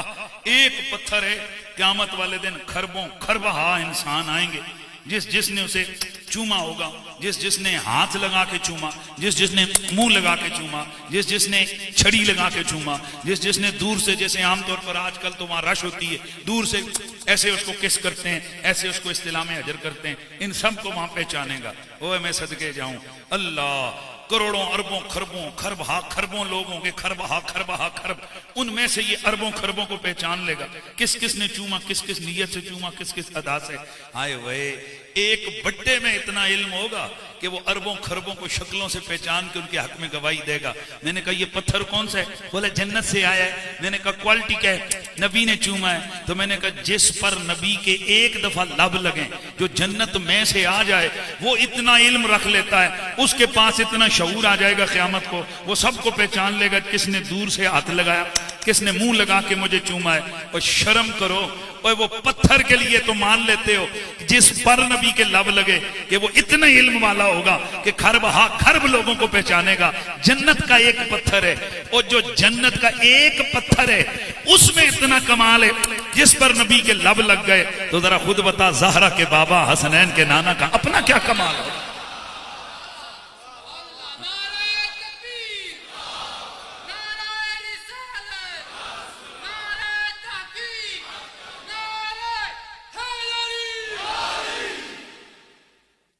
तो क्या लफ्ज मैंने बोला? मकाम शरीफा।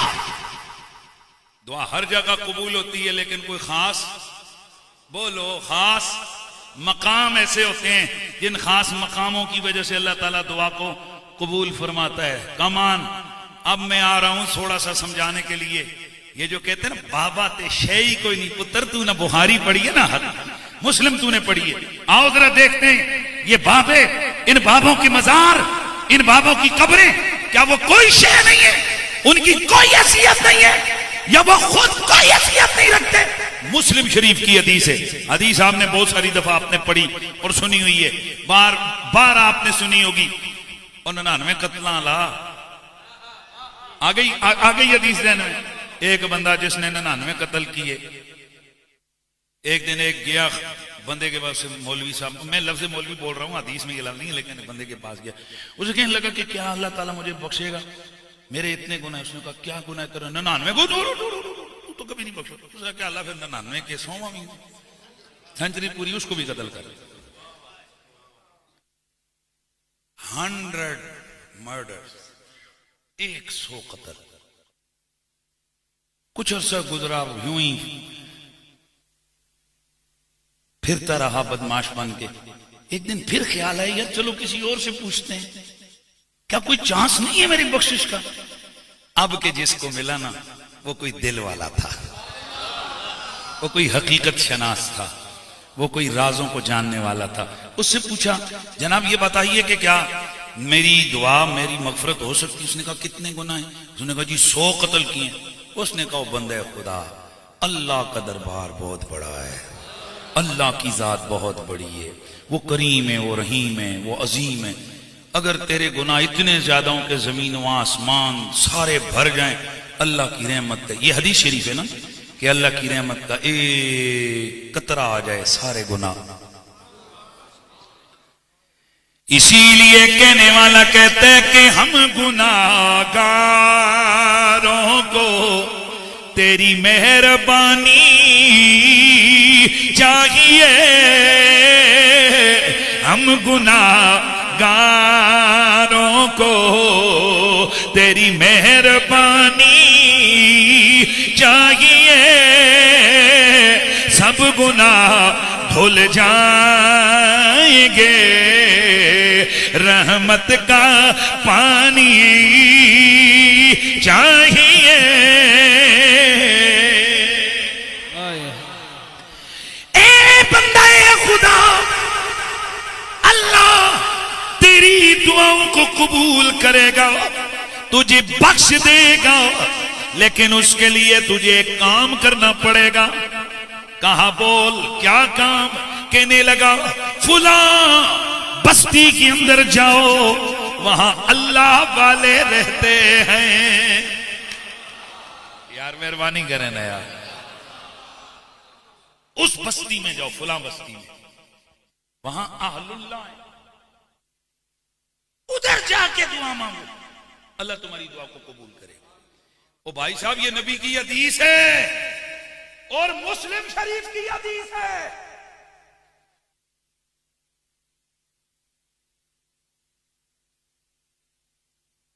उस बस्ती में जाके दुआ मांगो, क्यों थे और अल्लाह थे और अल्लाह। ये जो आज कहते हैं कि घर में भी मंगो ना जी, अल्लाह घर में भी होंगे, ये गोलड़ी शरीफ क्यों जाते हो, ये फलाने शरीफ क्यों जाते हो, ये उनका जवाब है। उत्तर आ सुन मुस्लिम शरीफ की हदीस। अच्छा उस बस्ती में जाके मांगू जी। इसने 2 कदम उठाए, उधर ही रूह कब्ज हो गई, गिर पड़ा। लेकिन गिरते गिरते अपने सीने को उस वलियों वाली बस्ती की तरफ घसीटा। लीजिए, जब मर गया इतनी देर में रहमत के और अजाब के दोनों के फरिश्ते आ गए। रहमत वाले कहने लगे बख्शा हुआ है, मगफरत तलब करने वलियों की बस्ती में जा रहा था। अजाब वाले कहने लगे बख्शा गया तो नहीं ना, अभी जा रहा था, झगड़ा हो गया। इतने में अल्लाह ताला ने एक और फरिश्ते को भेजा जो उनके दरमियान फैसला करने लगा।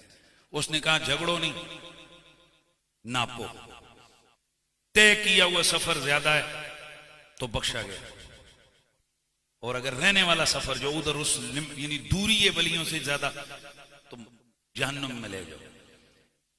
फिर हदीस के अल्फाज में हुजूर फरमाते हैं, अल्लाह ताला ने जमीन से फरमाया, हुक्म दिया, ए जमीन सिमट जा। एक तरफ से जमीन सिमट गई और दूसरी तरफ से जमीन खुल गई, फैल गई। और जब उसको नापा गया तो एक बालिश उधर का मेजरमेंट बढ़ गई जिधर यानी वलियों की तरफ। ये कौन सी बालिश थे? ये वही बालिश थे जो सीने के बल घिसट गई और आगे बढ़ा था। अब यहां से क्या अल्लाह के नबी ने ये वैसे ही सुनाया? रसूल की बात गप नहीं होती, नबी की बात कहानी नहीं होती, नबी की बात उम्मत की तरबियत के लिए होती है। हुजूर ने अपनी उम्मत की तरबियत की। अल्लाह होता तो हर जगह, पर उन जगहों पे दुआएं ज्यादा कबूल करते हैं जहां अल्लाह वाले रहते हैं। हम इन्हीं हदीस की रोशनी में कभी हम घोलड़ा शरीफ जाके दुआ मांगते हैं, कभी हम मोड़ा शरीफ जाके दुआ मांगते हैं, कभी हम जनाब जन्नतुल बकी शरीफ जाके दुआ मांगते हैं, कभी जन्नतुल माला शरीफ में जाकर दुआ मांगते हैं, कहीं हम दाता वली की कदमों में जाके दुआ मांगते हैं।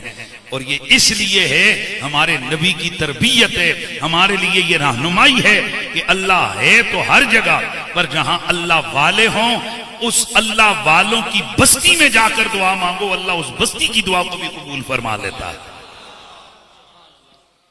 कितनी चीजें हो गई? 5।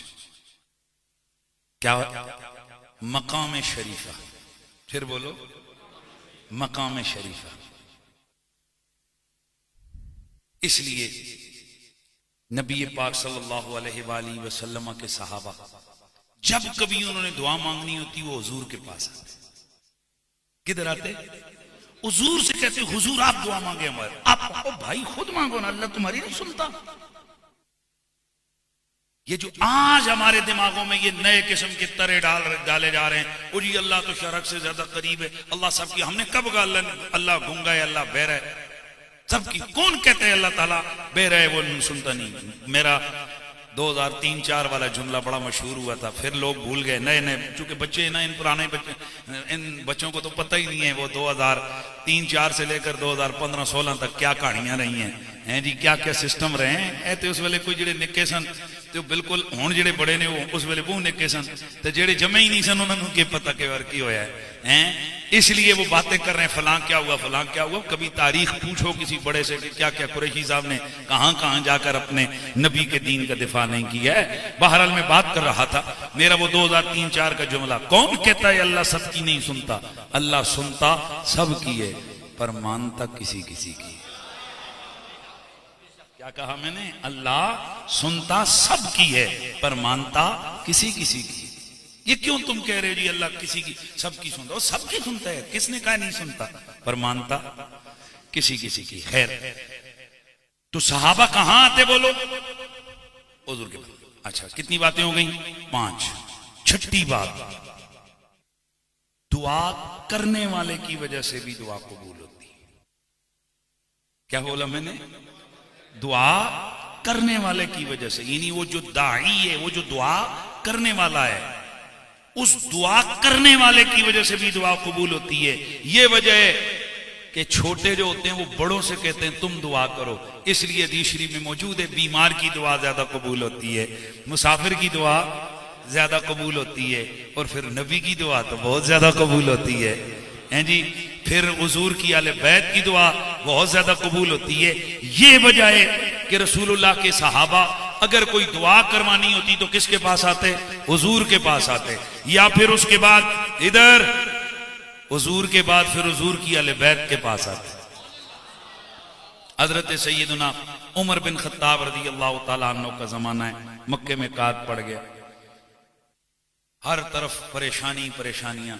हजरत उमर बिन खत्ताब हजरत अब्बास हुजूर के चचा के पास आए और आके अर्ज की, आप नबी के चचा हुजूर होते थे, हम हुजूर के पास आकर कहते थे आप दुआ करें, हम आपके पास हैं, आप हमारे लिए दुआ करें, अल्लाह ताला इस काद को खत्म करे। अब यहां 2 तरह की रिवायतें। अगले दिन हजरत अब्बास रज़ी अल्लाह तआला अन्हु, आपने फरमाया ठीक है मैं कल आऊंगा। आप अगले दिन निकले, खुद गए, अपने बच्चों को लिए, सारों को। लेकिन कई लोग यहां पर वो वाली रिवायत नहीं बयान करते हैं कि जिसमें हजरत अब्बास रज़ी अल्लाह तआला अन्हु ने स्पेशली फरमाया अली को बुलाओ। किसको बुलाओ? अली को बुलाओ, हसन को बुलाओ, हुसैन को बुलाओ। फिर अपने बेटों को बुलाया, इन सब से फरमाया बेटा सब लोग जाकर गुस्ल करो। गुस्ल करके फरमाया तुम कपड़े पहन के आए हो तो फिर ये खुशबू लगाओ। खुशबू लगा के आपने फरमाया चलो अब हम काबे की तरफ चलते हैं। अच्छा, दूसरी रिवायत में है कि ये काबा शरीफ का मामला नहीं है, ये मदीना शरीफ का है। तो हजरत अब्बास बिन अब्दुल मुत्तलिब रज़ियल्लाहु तआला अन्हु, आपने फरमाया ठीक है अमीरुल मोमिनीन, लेकिन मेरी शर्त यह है कि जब मैं दुआ करूंगा तो फिर जिन जिन को मैं रखूंगा कोई और नहीं। कहा ठीक है। तो हजरत अब्बास बिन अब्दुल मुत्तलिब ने एक खुद आए, अपने बेटों को बुलाया, मौला अली को बुलाया, हसनैन करीमैन को बुलाया। लेकिन बड़ा अजीब व गरीब मामला है, जब आप दुआ के लिए बाहर निकलने लगे तो आगे रखा अली को, पीछे रखा हसनैन को, उसके पीछे खुद ने, अपने पीछे सारी औलाद है। अब मुझे बताओ कि रिश्ते में रिश्ता मौला अली का बड़ा है कि हजरत अब्बास का बड़ा है? हजरत अब्बास का ना नबी के चचा हैं, और हजरत अली के भी चचा हैं, बुजुर्ग हैं, चचा हैं। तो चचा बाप की जगह होता है, तो बाप आगे होना चाहिए, बेटा आगे होना चाहिए। अच्छा चलो जी, वो भी हो गया। ये 2 छोटे छोटे शहजादों को भी आगे कर दिया, खुद उनसे भी पीछे हो गए। नबी के चचा ने बता दिया कि जिनकी रगों में खून रसूलुल्लाह का होना, हसनैन करीमैन, और फिर मौला अली, जाहिर है ये बेशक उम्र में हजरत अब्बास से छोटे हैं, लेकिन जाहिर है रुतबे में कहां रुतबा मौला अली का, जाहिर है उम्मत के नजदीक बिल इत्तेफाक हजरत अब्बास से, सारे दीगर सहाबा से जो खुलफाए राशिदीन है उन सब का रुतबा बड़ा है। और चौथे खलीफे राशिद कौन है? बोलिए, मौला अली हैं। तो उस एतबार से मौला अली का रुतबा बड़ा है। लेकिन यहां हजरत उमर बिन खत्ताब चचा है रसूल के पास क्यों आए? अम्मे रसूल के पास क्यों आए? क्या अल्लाह उनकी नहीं सुनता था? क्या अल्लाह उनकी शरक से ज्यादा करीब नहीं था? क्या अल्लाह ताला उनकी दुआ को रद्द कर देता? पता चला हजरत उमर का कोई अमल भी रसूलुल्लाह की सुन्नत के खिलाफ नहीं है। उनको मालूम था कि दुआएं कबूल होती हैं, पर जब दुआ करवाने वाला या आमीन करने वाला कोई खास बंदा हो ना, अल्लाह उन दुआओं को रद्द नहीं फरमाता। इस पर मेरी दलील यह है कि जब मेरा नबी नजरान के ईसाई आए, ध्यान है सबका यार, उन्होंने काफी खुश गल्लां हो गई ना, हम मोहब्बत की तरफ ही आओ। नजरान के ईसाइयों का वफद आया मेरे नबी से मुनाजरा करने। क्या करने? या जिन लोगों को मुनाजरा खुद आता नहीं है वो कहते मुनाजरे में की रखे। जिन्हें मौलवियों तकरीर करनी नहीं आती, ना तर्ज लानी नहीं आती, आहें ने ना तर्जा में के रखे। सच्ची गल दस रहे, जिनको खुद तकरीर करनी नहीं आती कहते वो जी तकरीरें तकरीर ते लगे। ये नहीं पता कि तकरीर से 100 बंदे का सीना खुल जाता है, जहन बदल जाता है। ऐसे हजारों लोगों को हम जानते हैं जो पहले कुछ और थे, हमारे खिताब सुने तो कहीं और आ गए। ऐसे हजारों लोग हैं अल्हम्दुलिल्लाह। तो बहरहाल मैं बताना क्या चाह रहा था, क्या बात कर रहा था?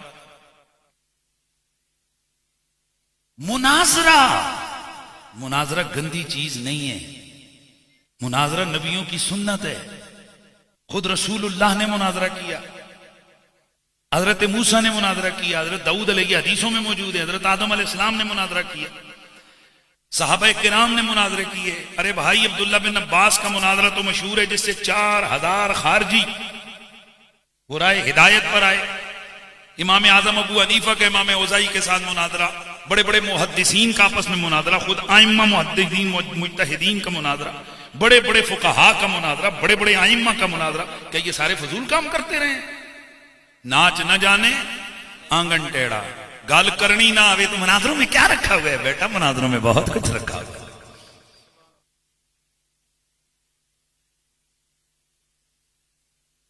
मैं पहली दफा एक नवा उसूल पढ़े कि मैं मैच खेड़ सा, पर बालर भी मेरी मर्जी दा, गेंद भी मेरी मर्जी दी, विकेट दा साइज भी मेरी मर्जी दा, कीपर भी मेरी मर्जी दा, अंपायर भी मेरी मर्जी दा।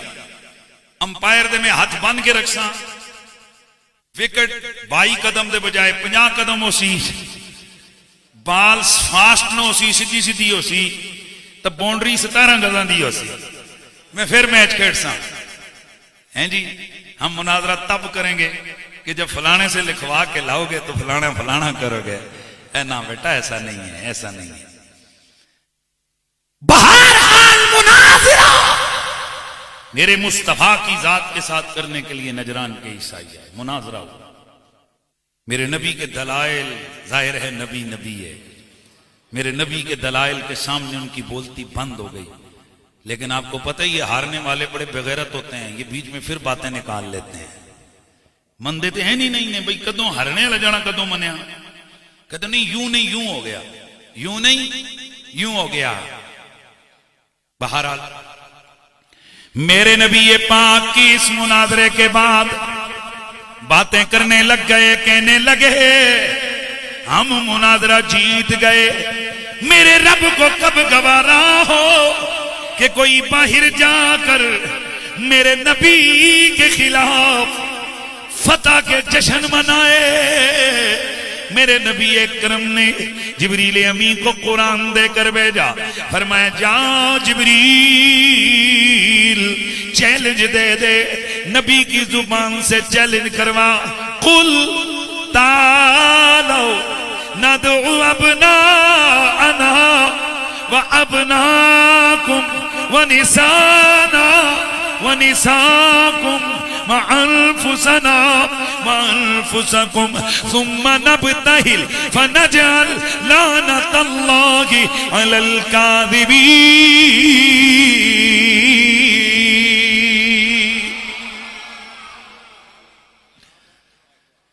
ए मेरा नबी इनसे कह दो मुनाजरा खत्म, अब मुबाहला होगा, और मुबाहला यूं होगा तुम अपने बेटे बुलाओ, मैं अपने बेटे बुलाता हूं, तुम अपनी जाने बुलाओ, मैं अपनी जाने बुलाता हूं, तुम अपनी औरतें बुलाओ, मैं अपनी औरतें बुलाता हूं। फिर हम मुबाहला करेंगे और झूठों पर अल्लाह की लानत भेजेंगे। अब मुबाहले का वक्त आ गया।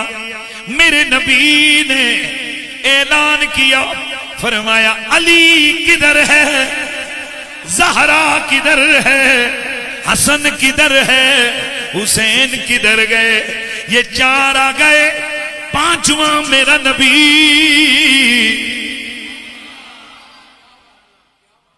आले सुन्नत व जमात के इस बात पर इत्तेफाक है कि मुबाले के लिए जो निकले वो 5 तन नहीं थे। ये जो बाज लोगों को कुरैशी साहब की फिक्र से बड़ी तकलीफ होती है, ये 5 तन करता है, हर वक्त अली अली करता है। सवाल ये मैंने पूछना है कि सहाबा तो और भी वहां मौजूद थे, सिर्फ अली को क्यों बुलाया? हस्तियां तो और भी थीं, खवातीन और भी थीं, हत्ता के नबी की बीवियां भी मौजूद थीं, फिर रसूलुल्लाह ने अकेली बेटी को क्यों बुलाया?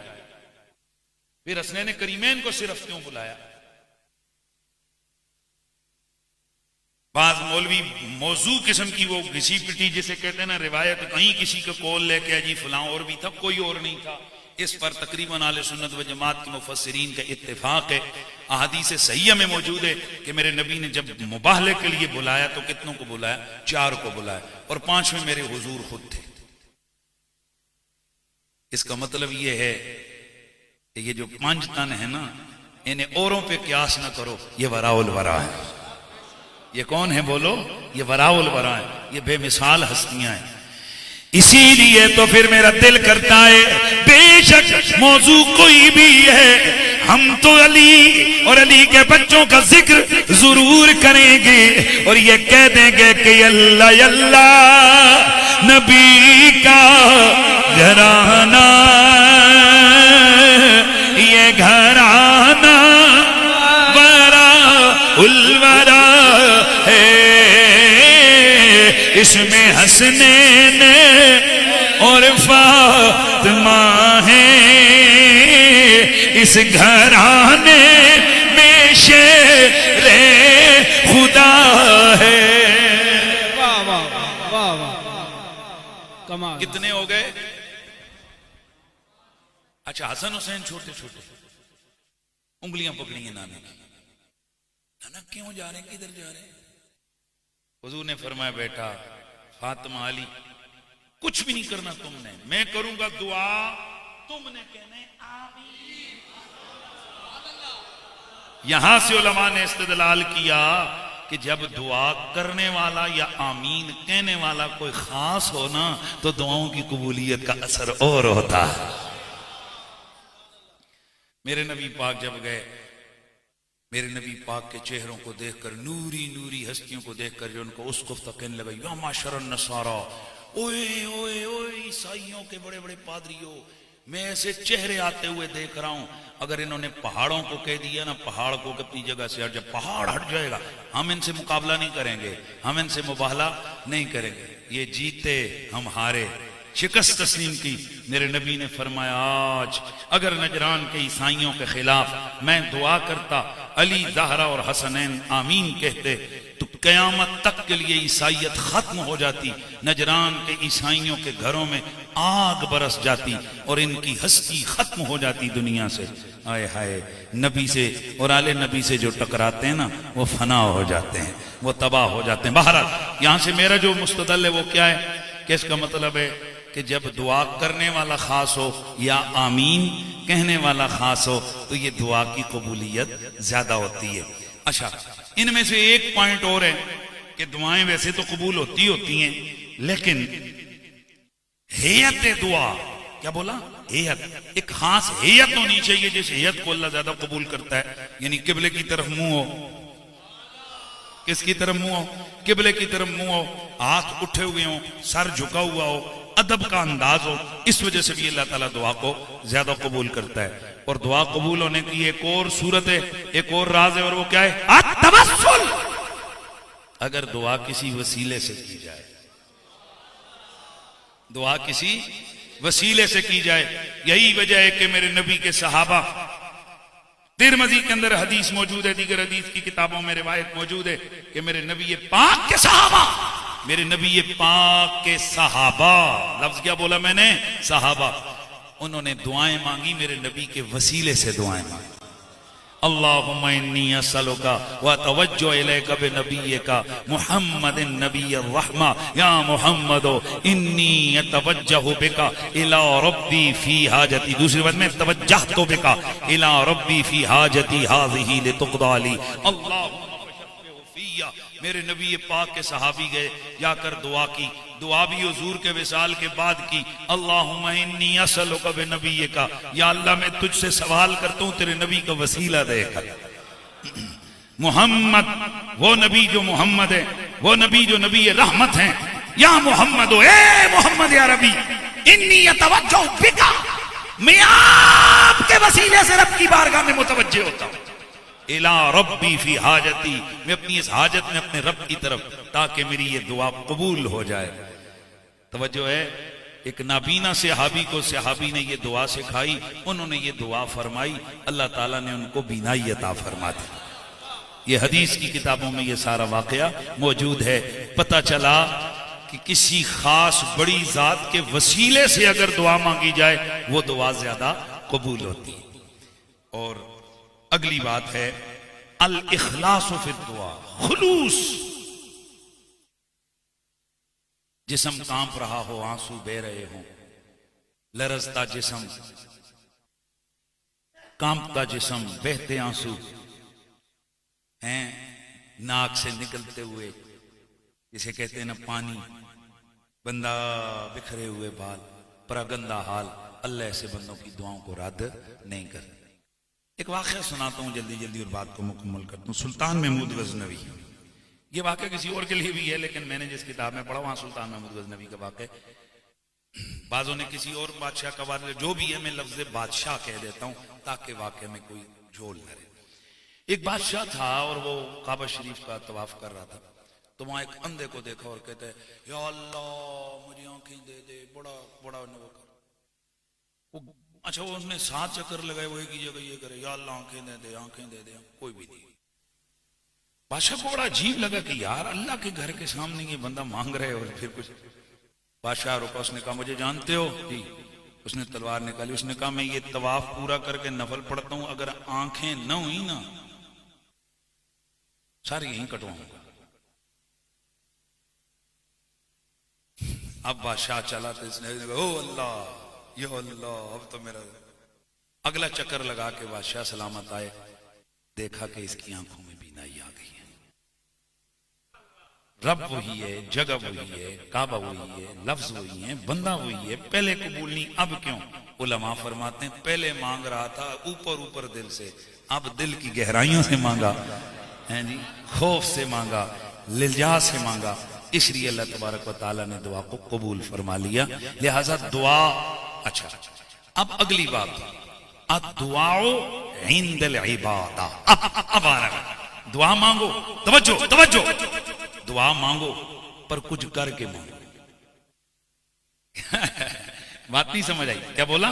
दुआ मांगो पर कुछ करके मांगो। क्या करके दुआ मांगो? फरमाया हर वो दुआ सबसे ज्यादा कबूल होती है जो फर्ज नमाज पढ़ के मांगी जाती है। सुभान अल्लाह की आवाज आए। कहां मांगी जाए? फर्ज नमाज अदा करने के बाद जो दुआ मांगी जाती है वो दुआ ज्यादा कबूल होती है। इसलिए नमाज एक ऐसी इबादत है, एक ऐसा तरियाक है, एक ऐसी सआदत है दोस्तों कि ये नमाज हजारों मुसीबतें दूर कर देती है। ये नमाज हजारों प्रॉब्लम्स, हजारों परेशानियां दूर करती है। और एक नमाज का तर्क करना बंदे को अल्लाह से बहुत दूर कर देता है। कुरान मजीद में सबसे ज्यादा जिस चीज पे जोर दिया गया वो नमाज है। क़यामत वाले दिन जो सबसे ज्यादा अजाब दिया जाएगा वो नमाज को छोड़ने पर। गौसे पाक रज़ी अल्लाह तआला अन्हु से पूछा गया कि एक बेनमाजी है, उसको कहां दफनाएं? फरमाया मुसलमानों के कब्रिस्तान में मत दफनाओ, क्योंकि नबी पाक ने फरमाया था मुसलमान और काफिर में फर्क करने वाली चीज नमाज। आज कितना आसान मौला हो गया हमारे लिए, और जी बड़ियां नमाज़ों पढ़ी नहीं सानू पता है। अस्तगफिरुल्लाह। नमाजी नमाज जब अजान होती है ना तो एक हूर जन्नत की सजी सजाई कंगी लेकर अपने बालों को कंगी सजने के लिए जन्नत के बाला खाने में आकर बैठ जाए, खिड़की में आकर बैठ जाए। दूसरी पूछती है क्या कर रही है? कहती है फलां बिन फलां को अल्लाह ताला ने मेरे निकाह में देना है, अगर उसने अब उठ के नमाज पढ़ी। तो तू क्या कर रही है? मैं सज रही हूं, मैं बनाव श्रृंगार कर रही हूं। इंतजार करती है, ये सोया हुआ है, वो इंतजार कर रही है। ये खेल रहा है, वो इंतजार कर रही है। जब नमाज का वक्त खत्म होता है, कंघी को फेंक के कहती है हाय ओ बदबख्त, काश तूने मेरे हुस्न का एक जलवा देखा होता, सारी जिंदगी सर सजदे से ना उठाता, महरूम रह गए। नमाज बंदे को अल्लाह के करीब कर देती है। नमाज को तर्क करना गुनाह कबीरा है। एक दिन की नमाज में सुस्ती करना, ऐसे बंदे पर 70,000 साल जहन्नम का अजाब दिया जाएगा, सुस्ती करने वाले। अलम तरा कैफ फअल रब्बुक बिअस्हाबिल फील अलम यजअल कैदहुम फी तदलील। वो किस तरह है? अरायतल लज़ी युकज़्ज़िबु बिद्दीन। आगे क्या क्या? फज़ालिकल लज़ी यदउल यतीम ला यहुद्दु अला तामिल मिस्कीन फवैलुल लिल मुसल्लीन अल्लज़ीना हुम अन सलातिहिम साहून अल्लज़ीना हुम युराऊन व यमनऊनल माऊन।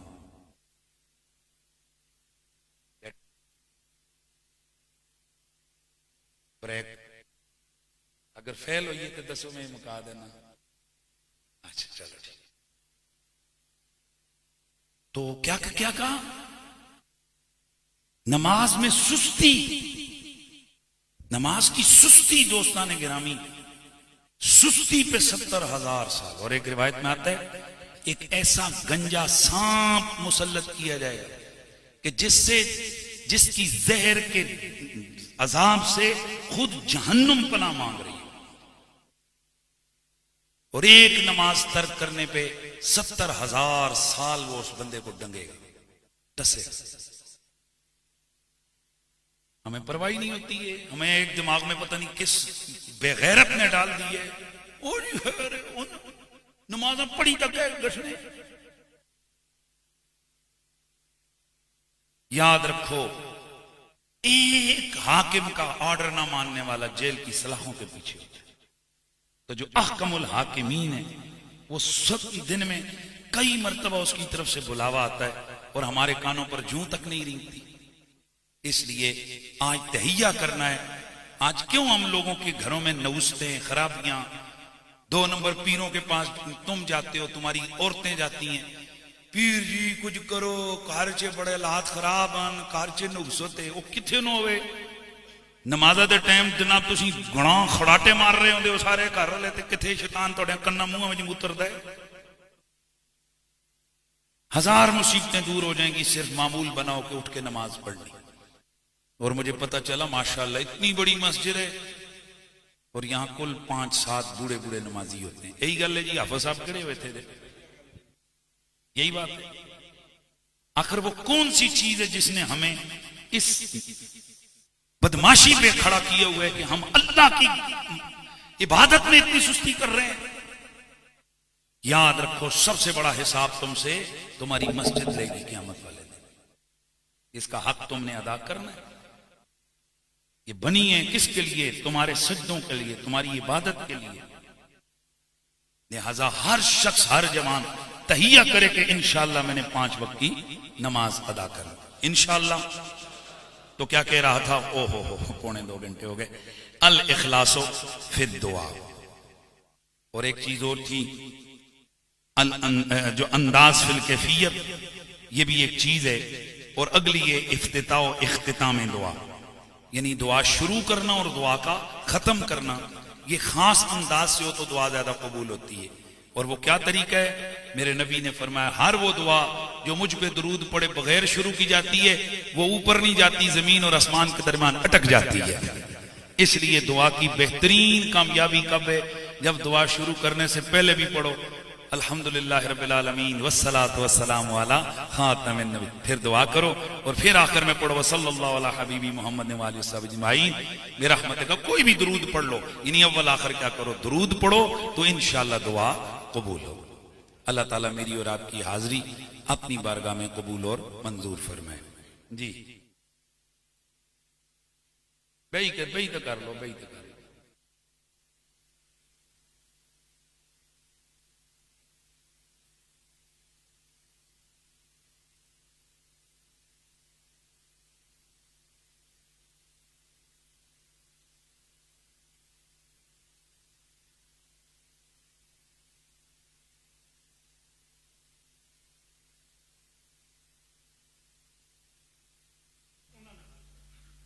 नहीं, झूठ बोलते हो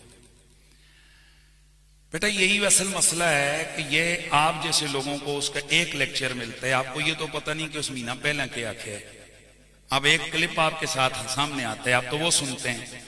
अब आपको बहस नहीं है ना, बहस नहीं है, बहस नहीं।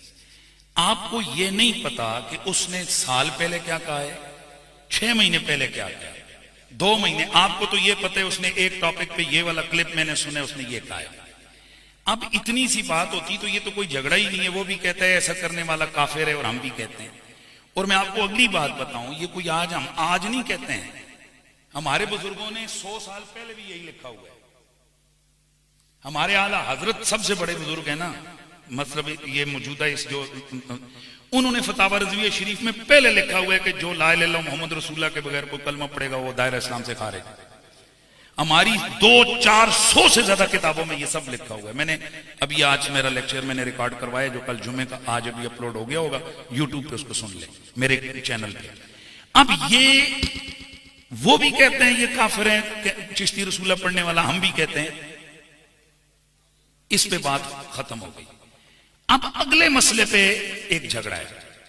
वो कहता है कि जिस किताब में लिखा है वो किताब कहती है कि फलां जो अल्लाह के वली हैं मोइनुद्दीन चिश्ती अजमेरी, ये उन्होंने कलमा पढ़ाया। हम कहते हैं कि हजरत मोइनुद्दीन चिश्ती अजमेरी अल्लाह के वली थे। उनकी तरफ ये जो मंसूब वाकया है ये झूठा है और ये मन घड़त है। और उसके मन घड़त होने पर आज नहीं, आज से 400 साल पहले शाह अब्दुल हक मुहद्दिस देलवी अपनी किताब में, उस वेले ये तो नहीं जमया सी ना, उस वेले यूट्यूब हजरत यूट्यूब रहमतुल्लाह अलैह नहीं सी ना, उस वक्त तो कुछ भी नहीं था ना। तो आज से 400 साल पहले, 450 साल पहले शाह अब्दुल हक मुहद्दिस देलवी लिख गए कि भाई ये जो किताबें मंसूब हैं बुजुर्गों इन्हें लिखी कोई। अब मैं आपसे एक सवाल पूछता हूं, हदीस की किताबों में कुछ हदीसें होती हैं मन गढ़त मौजू, वो कहां होती हैं भाई, वो कहां होती हैं? मैं सिर्फ इशारा करके बताता हूं, इधर तक क्यों, इस काठी और इस काठी के दरमियान। सियासिता हदीस की किताब है। खुद मिर्जा ने अपनी गुफ्तगू में हदीस की किताबों में से मुस्नद अहमद बिन हंबल की एक रिवायत को कहा है कि ये जो वाली हदीस है ना कि अल्लाह के नबी ने फरमाया मन ताज़ा बेज़ाइल जाहिलिया, जिसने जाहिलियत के नसब पर अपना फख्र किया, हुजूर ने फरमाया कि उसको चाहिए कि वो अपने वालिद को उज़्वे तनासल काट कर अपने मुंह में ले ले, वला तकन, उसकी किनाया न कर, उसको सीधा सीधा कहो कि तू अपने प्यो दा उज़्वे तनासल अपने मुंह च ले ले। मिर्जा इस हदीस को कहते हैं ये ईमान को खराब करने वाली रिवायत है, गुस्ताखी वाली रिवायत है। अच्छा ये है कहां? हदीस की किताब में, मुस्नद अहमद बिन हंबल में, अल अदबुल मुफरद लिल बुखारी में, और वो जो मिशकात पड़ी होती है मिर्जे की टेबल पर, उस मिशकात में। अब हम पूछते हैं, खुद इस हदीस को तुम कह चुके हो, इस रिवायत को, ये क्या है? गुस्ताखी। तो फिर हम पूछना चाहते हैं, वो जो तिरमिज़ी लिखने वाला, वो जो इमाम अहमद बिन हंबल है, वो मुसलमान है? मुसलमान है? खुद कहते हो कि ये जो रिवायत है ये क्या है? गुस्ताखी है। तो किताब में तो लिखी है, फिर फतवा क्यों नहीं लगाते हो इन मुहद्दिसीन पर? कहते हैं जी वो असल में मुहद्दिस का तो काम है वो रिवायत को लिख देना।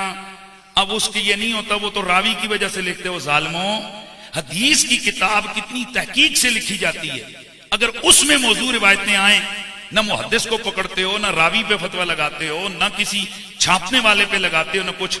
और सूफिया की किताबें के जिनका पता ही नहीं किसने लिखी है, और न उससे हलाल हराम साबित होते हैं। और हम सुन्नी, हमारा वाज़े मौक़िफ़ है, हर सूफी की किताब में, जो तसव्वुफ की किताब में अगर कुरान और सुन्नत के मुताबिक कोई चीज है तो कबूल करेंगे, नहीं हो कहेंगे वो किसी खच मारी है। अब इतनी गैर मोहतात अंदाज से तुम उन इबारतों को हमारे मत्थे लगाकर हमारे पूरे मसलक को वो काफर कहता है, मिर्जाइयों से बदतर कहता है, चिश्ती रसूलुल्लाह वाली पार्टी कहता है। और आज से 4-5 साल पहले इस मिर्जे को इसका जवाब मेरे पास यूट्यूब पर मौजूद है, इसको दिया जा चुका है।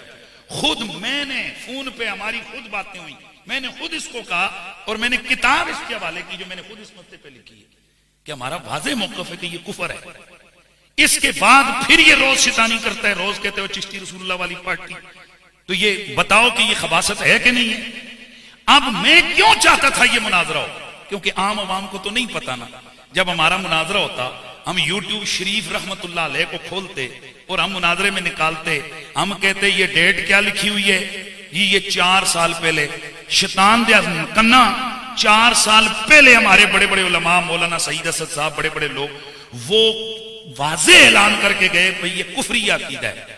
और फिर हमारा चैलेंज है, अभी मैंने एक चैलेंज दिया, इसको 10 करोड़ रुपए का इनाम है मेरा मिर्जे के लिए, बल्कि पूरी दुनिया में उसके फॉलोअरों के लिए, कि पूरी दुनिया के अंदर किसी एक सुन्नी आलिम की किताब दिखाओ जिसमें यह लिखा हो कि हमारा बुनियादी अकीदा ला इलाहा चिश्ती रसूलुल्लाह है।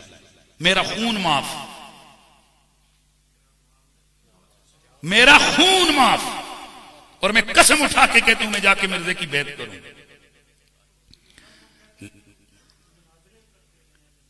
हाँ, हम मुनाजरा चिश्ती रसूलुल्लाह के सही होने पे नहीं करते रहे, हम वही मुनाजरा कर रहे हैं जो अभी इससे कर रहे हैं। हम मुनाजरा मोइनुद्दीन चिश्ती अजमेरी पर फतवा लगाने के वाले से करते रहे कि जालिमों ये कलमा गलत है, इनको तुम काफिर या इनको तुम माज़अल्लाह बुरा नहीं। हमारा मुनाजरा इस पे होता रहा है, हम दिफा कलाम का नहीं करते रहे, हम दिफा उस मनसूब मुतकल्लिम का करते रहे। ये झूठ बोलता है कि हम, यही तो वजह है। बेटा आपको अभी अंदाजा नहीं है, मिर्जे को थोड़ा थोड़ा अंदाजा है कि मुनाजरा किड़ी पट्टी का ना है, ठीक है।